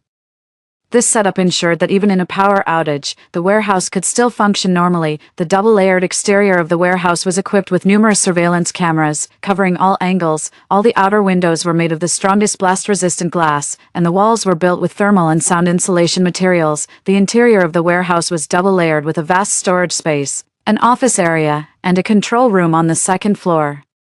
The storage area housed thousands of parcels ready to be dispatched nationwide. It was stocked with a variety of food and goods, more complete than a supermarket. I could survive on these supplies indefinitely if necessary. Now, there was just one issue left to address: water. The warehouse roof was equipped with a rainwater collection system and 2 large water tanks for its water needs. However, with the ongoing heat wave, there had been no rain since my last moments in the previous life. The water in the tanks wouldn't last long. There might still be some water in the storage area, but it was uncertain how long it would last for just one person. I couldn't take any chances, especially if the municipal water supply were to be cut off. I glanced at the time. It was now 2 in the afternoon. I needed to resolve the drinking water issue immediately. Looking at a large truck nearby, I came up with a plan that could solve 2 problems at once. I drove the truck to a wholesale market and loaded it with a full load of drinking water. To be safe, I also bought hundreds of pounds of rice and flour. The truck was large, and it took several workers quite a while to load everything. By the time I drove back to the company, it was 5:30 in the afternoon. Having confirmed my rebirth, I had been busy without a drop to drink until now, and I was famished. I quickly ate a piece of chocolate and drank some water.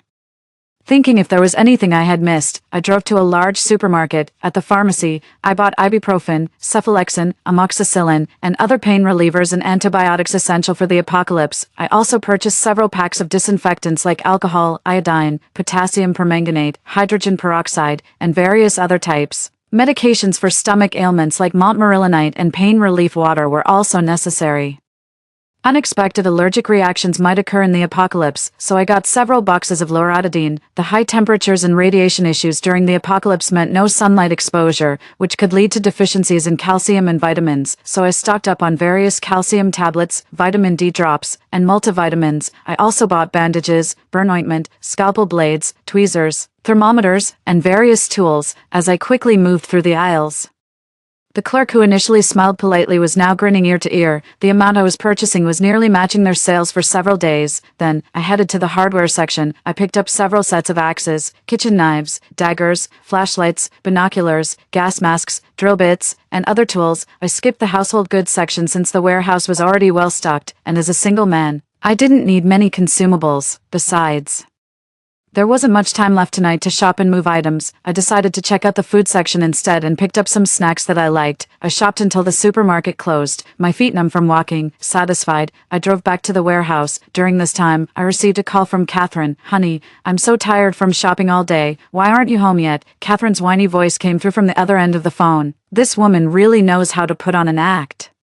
I remember how she used to use shopping fatigue as an excuse to avoid intimacy, and I foolishly believed her. Who would have known she was actually meeting other men during her shopping trips? I silently sneered to myself. It wasn't time to expose her yet. I told her I was on a sudden business trip and not to wait up for me. She pretended to be reluctant as she hung up the phone. She doesn't know that when she wakes up tomorrow morning, her world will be completely changed in this life. I'm going to let her fend for herself. Arriving at the warehouse, I first unloaded the items I bought tonight into the storage. The truck filled with water that I arranged in the afternoon was still parked at the entrance of the warehouse. Even if I worked all night, I alone couldn't unload everything. I just drove the truck straight into the warehouse, positioning it parallel to the warehouse door, effectively barricading it. No, even if someone tried to ram their car in, it would be impossible. After doing all this, the tension and pressure on me were suddenly released. Exhausted, I dragged myself to the surveillance room on the second floor and dozed off on the recliner. When I woke up, I checked my phone. It was 10 in the morning. I scanned the surveillance to confirm that there was no one outside. I went to the office area, noticing how the sunlight hitting the ground outside seemed to create an unusual atmosphere today. Fortunately, the office area of this warehouse is backlit, so no direct sunlight comes in. I opened the news on my phone. As expected, just like in my previous life, there were unexplained hallucinatory incidents happening everywhere. I quickly called Catherine. Honey, why haven't you come home all night? I'm so tired of waiting for you. It's good that I had checked the home surveillance a while ago. Last night, after hearing I would be late, she went out to the neighbor's place. She didn't return until the early hours and went straight to bed to sleep soundly. I hate myself for not realizing sooner that she had been unfaithful. Suppressing my anger, I reminded her to check the notifications and to stay at home for the next few days. I've isolated myself locally. Because I was informed early this life, I left home, which might trigger a butterfly effect causing Catherine to hallucinate if she goes out and meet an early end. That would spoil my chances of watching the drama unfold through the surveillance. That's why I kindly reminded her, she can't just die that easily. This time, I won't be soft-hearted. The suffering I've endured, she will pay back tenfold. After hanging up, Catherine stood there fiddling with her phone, probably checking the news. After confirming it was true, Catherine sent me a voice message asking where I was. I replied, "In a hotel on a business trip. Don't worry about me. Once the crisis notification is lifted, I'll come back." She feigned concern, telling me to stay safe, which I responded to with disgust. After putting down the phone, I started planning what to do next. First of all, the material preparations were all set. What remained was on the mental front, staying indoors for a long time. If one doesn't find something to do, mental issues could arise. With this in mind, I quickly scoured the office and found several external hard drives and USB sticks. While the internet was still up, I opened my computer, wrote a script that would automatically download movies, TV shows, novels, and other forms of entertainment. Besides that, I've also downloaded a variety of offline games in bulk. Being somewhat of a homebody, I once dreamed that after selling the company and achieving financial independence, I would spend my days endlessly playing video games at home. Little did I expect this dream to come true for such a sad reason. While waiting for the downloads to complete, I stood up and walked around, planning out my post-apocalyptic life. First, I decided to make the surveillance room my main base so I could keep an eye on the outside world at all times. I cleared out all the unnecessary clutter from the surveillance room. After a night sleeping on a folding lounge chair, which left me with a sore back and stiff waist, I realized I couldn't endure that every night. I decided to try my luck in the storage area.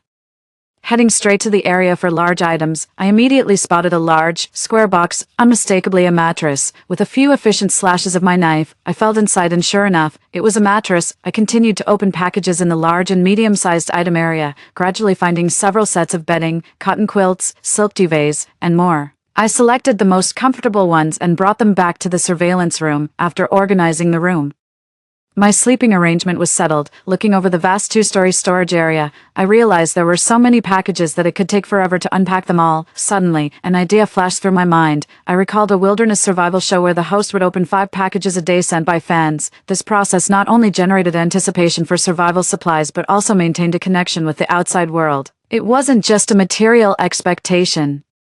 It was also a form of emotional support. I decided to limit myself to opening 10 packages a day, eating whatever I found and not opening any more. After setting up, I turned on the home surveillance feed. Sure enough, Catherine had let the wolves into the house. On the screen, sprawled on the sofa, were the muscular man and the man in black. "Don't just throw your socks around. If Grayson comes back and sees them, I'm done for," Catherine warned. "What's there to worry about? It's chaos out there. That skinny guy won't be back anytime soon," the muscular man said dismissively, glancing outside. The man in black quickly added, "Why keep calling him skinny guy? Call him bro dog. Bro dog has been so good to us. Knowing the apocalypse was coming, he stocked up on all this great food and drink for us, and even left his girl for us to enjoy," he said mockingly. The muscular man laughed. "We really should thank Skinny. Look how comfortable this house is."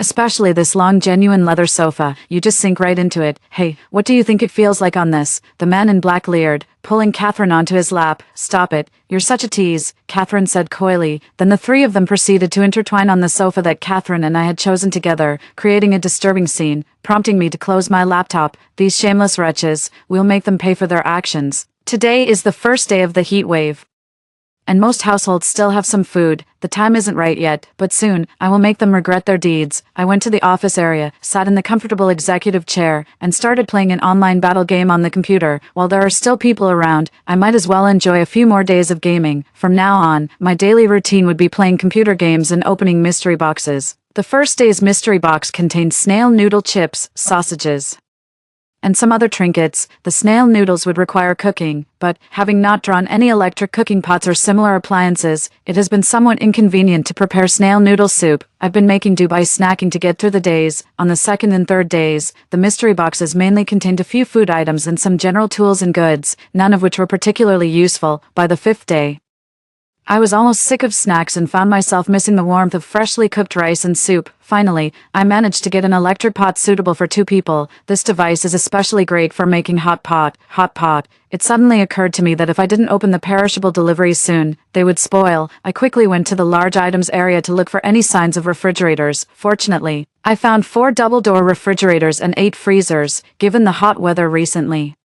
Refrigerators and freezers had been selling well, which is why I was able to find so many in the warehouse. I was relieved that I remembered this just in time. I hurriedly set up all the refrigerators and freezers and plugged them in. Then, I went to the storage area to check for deliveries packed in foam boxes. Usually, vendors pack perishable food with ice packs in foam boxes to extend their shelf life. I pulled a cart along, searching and loading it up, then transporting the goods to the freezers and repeating the process. Eventually, I found about 100 perishable deliveries. I quickly grabbed a box cutter and started opening them right there. Although the rule was to open only 10 boxes per day, this was an emergency, so I had to hurry and store everything in the freezers. After unpacking everything, I checked the contents of the freezers. There were hot pot meatballs, various types of fresh and frozen fish and shrimp, main dishes like buns, shamai, and frozen dumplings, and a variety of prepared foods and half-finished products like fried chicken wings, pizzas, and burgers. It was quite a bounty. Thinking back to the past few days, I realized how tough they had been. It was time to treat myself to a hot pot meal. I sat on a comfortably laid-out bed, watching a game stream on a tablet in front of me, enjoying spicy hot pot with an iced cola. In the past, Catherine always acted coy, wanting me to watch variety shows with her and insisting on a clear broth pot. Solo life is so much more pleasant, no need to accommodate anyone, totally free and easy. Ugh, how could I even think of such a spiteful woman? Days passed, and it was now the 31st day of the heat wave. The residents group chat in my community had started to become agitated. Some residents were down to just rice and flour at home, and many were pleading in the group for food. Seeing no one offering help, they turned their anger towards the property management. They demanded that the property staff go out to buy food and then distribute it. Now, the staff were holed up in their office, subsisting on a little leftover food. They were in no position to help themselves, let alone others, who knew if there would even be a tomorrow, to risk their lives for a mere salary. Seeing that the property management was unresponsive, some residents cursed in the group chat, others continued to pitifully bring up their elderly and children, begging for some vegetables and meat. Just like in my previous life, after half a month, the extreme heat was still not over. Families with supplies quietly locked their doors and windows. People, when extremely hungry, can do things that even animals would find horrific.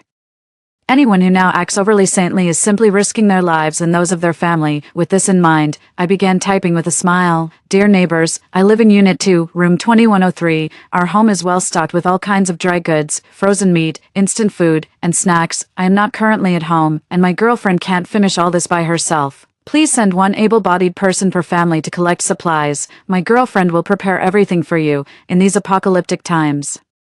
We need to come together more than ever. Although I don't know when this heat wave will end, as long as we stand united, we can surely overcome this challenge. The group chat erupted instantly. Why didn't you say you had so many supplies earlier? I've been starving for days. Brother, you're a lifesaver. Wishing you a lifetime of peace, everyone. Let's line up in an orderly manner later. Don't rush. A flurry of messages popped up on my phone screen.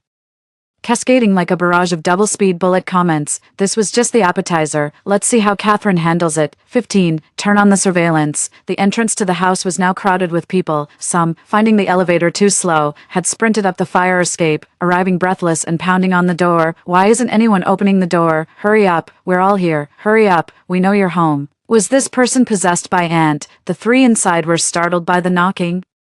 Catherine reassured them, don't worry, Grayson made sure the door is incredibly sturdy, even an axe might not break through. I chose that door, and not just to protect you and your lover, I thought to myself. The muscular man nodded and peered through the peephole. The doorway was completely blocked. The men at the front, all burly and strong, banged on the door with force. The high temperature made everyone more irritable than usual. Still, no one opened the door. Someone in the crowd muttered.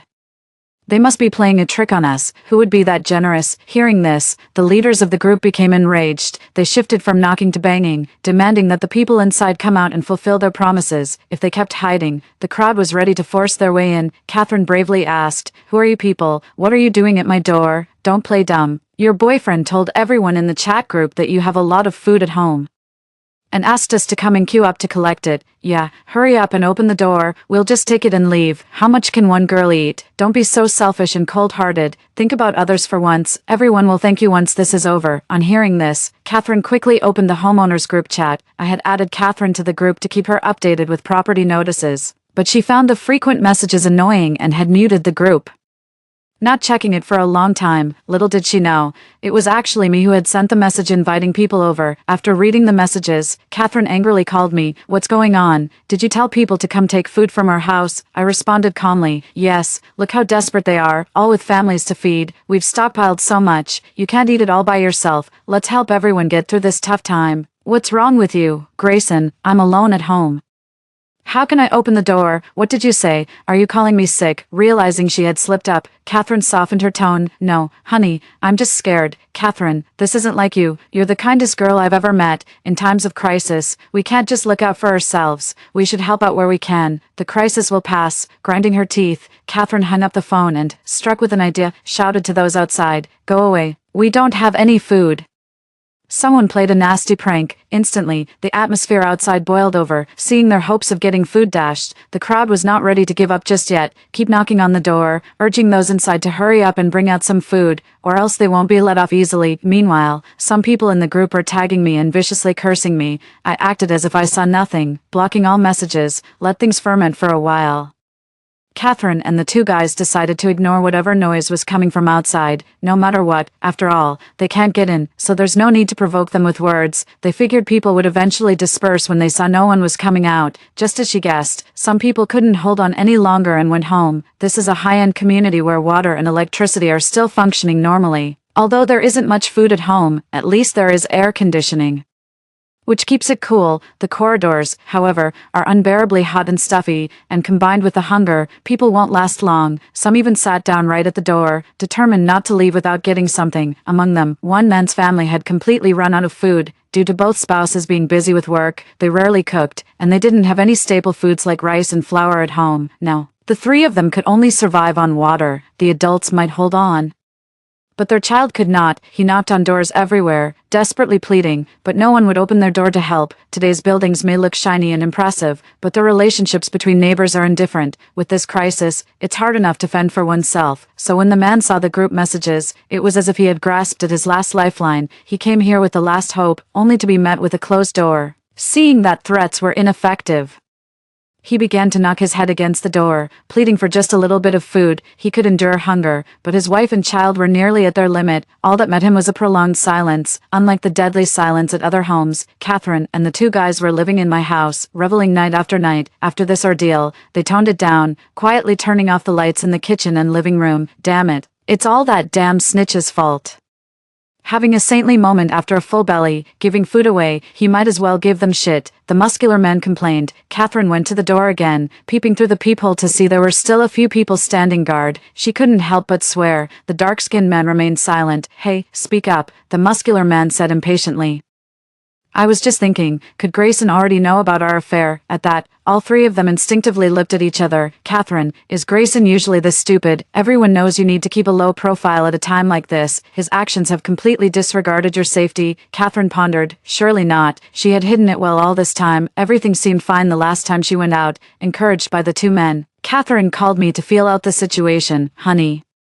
How is it on your end? Not great. The hotel I'm staying at is out of food too. And, honey, never mind about you. Your hotel has such a big kitchen. You must have enough food. I'm really scared being alone at home. Catherine impatiently interrupted me, not bothering to hide her annoyance. After a cold laugh, I calmly said, no way. Even with two college guys accompanying you, you still feel it's not enough. As soon as these words were spoken, all three of them took a deep, cold breath.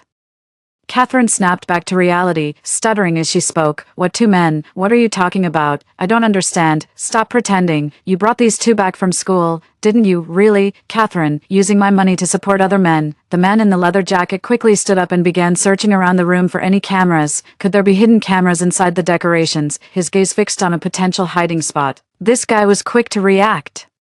He was about to reach for it when I spoke up. There is indeed surveillance in the room, but if you destroy it and spoil my fun, I'll share the location of the hidden keys stored in the building on a public group. The man in the leather jacket withdrew his hand. Catherine, recalling her recent actions in this house, turned pale instantly. Grayson, you've been monitoring me. That's despicable. Oh, am I the despicable one? The woman who cheated on me, drove me to despair. Dares to call me shameless? Take a few seconds to rethink your words. Your lives are in my hands now. Catherine hadn't expected that I had hidden the keys earlier. If those guys got hold of them, the consequences would be unthinkable. Honey, I was wrong. Please give me another chance. When you return, I will make it up to you. I'll do anything for you. It was just a moment of madness. Please forgive me. Considering it was my first time, Catherine threw herself to the ground, sobbing and begging for forgiveness. Bro, no, big brother, I realize my mistake. It was all this woman's doing. She seduced me. Hearing this, Catherine lunged at the muscular man, clawing at his face, but he slapped her down. She hadn't expected that the man she financially supported would dare to treat her like this. Her eyes widened in disbelief. Big brother, I did it for you. This despicable woman, daring to betray you. I hit her to vent your anger. As the muscular man said this, he clenched his fist, ready to strike Catherine again. The man in the leather jacket cut his fist and yelled, calm down, you fool, then looked towards the camera. What do you want? At least there's someone smart here. Huh? I don't want much. Just to enlighten you with a fact, when there are more than 3 people, it's considered an indecent assembly. As a good citizen, I cannot stand by and watch. Choose one person to leave this house by 8:00 a.m. tomorrow. With that, I hung up the call. You all, it's all because of you. I was perfectly fine here on my own. Catherine, in a state of collapse, clutched her head and screamed. Suddenly, she looked up at the two men. You guys decide who will leave. The muscular man loudly suggested, why don't we just block the door with furniture? As he moved to push a cabinet, the man in the leather jacket looked at him as if he were an idiot. First, the front gate opens outwards. Secondly, Grayson saw you moving stuff. He would blurt out the location of the keys immediately, and we'd all be done for. So let's find something to block the keyhole, the muscular man suggested excitedly. You're talking so loud. Are you afraid he won't hear you? Even the typically calm man in the black leather jacket couldn't help but explode in anger. Dealing with 2 incompetent teammates is just my luck. I watched the screen intently, ready to keep an eye on their every move. They can't find an opportunity. After a long discussion, the 3 of them couldn't come up with any solution. The man in the black leather jacket suggested, let's think of something tomorrow morning. For now, let's sleep and regain our strength. Thus, they silently picked separate rooms. Returning to their rooms, they all locked their doors from the inside. Former lovers and friends now had to guard against each other. I spent the night drinking beer, listening to music, and watching the surveillance footage. In the morning, Catherine was the first to leave her room. She opened the fridge, took out various ingredients, washed and chopped them, and assembled a few sandwiches. She then poured some orange juice. After finishing, she glanced at the closed room doors, reached into her pocket, and pulled something out. She dropped it into one of the orange juices and quickly stirred it. Then, as if nothing had happened, she went to knock on the doors. The 3 sat at the dining table with solemn expressions. Catherine broke the silence. Let's have breakfast first. I've thought it over. Everything started because of me. Even if it's not me who's picked today, Grayson won't let me off easily. After breakfast, I'll go out myself. After saying that, she stuffed a sandwich into her mouth. The muscular man, overjoyed, watched Catherine's expression and hesitantly spoke. Catherine, about yesterday. Catherine interrupted him. I know. You acted impulsively yesterday. It's my fault you guys got dragged into this. Catherine raised her hand to wipe away the tears she forced out. The muscular man felt parched and raised his orange juice to toast Catherine before downing it in one go. What a fool. It wasn't long before he felt weak all over, drained of strength, and he collapsed. Seeing this, Catherine burst out laughing. Muscles aren't everything. Brains matter too. That's for hitting me yesterday. Catherine viciously kicked the muscular man. The man in the black leather jacket watched everything unfold from the side. He hadn't touched his drink, just waiting to see what would happen. As expected, his calm demeanor yesterday made Catherine decide to keep him and eliminate the muscular man. They dragged the now unconscious muscular man towards the balcony. The man in the black leather jacket said, "He told us to choose someone to go out. He didn't specify how. With people blocking the door, the balcony is the best way."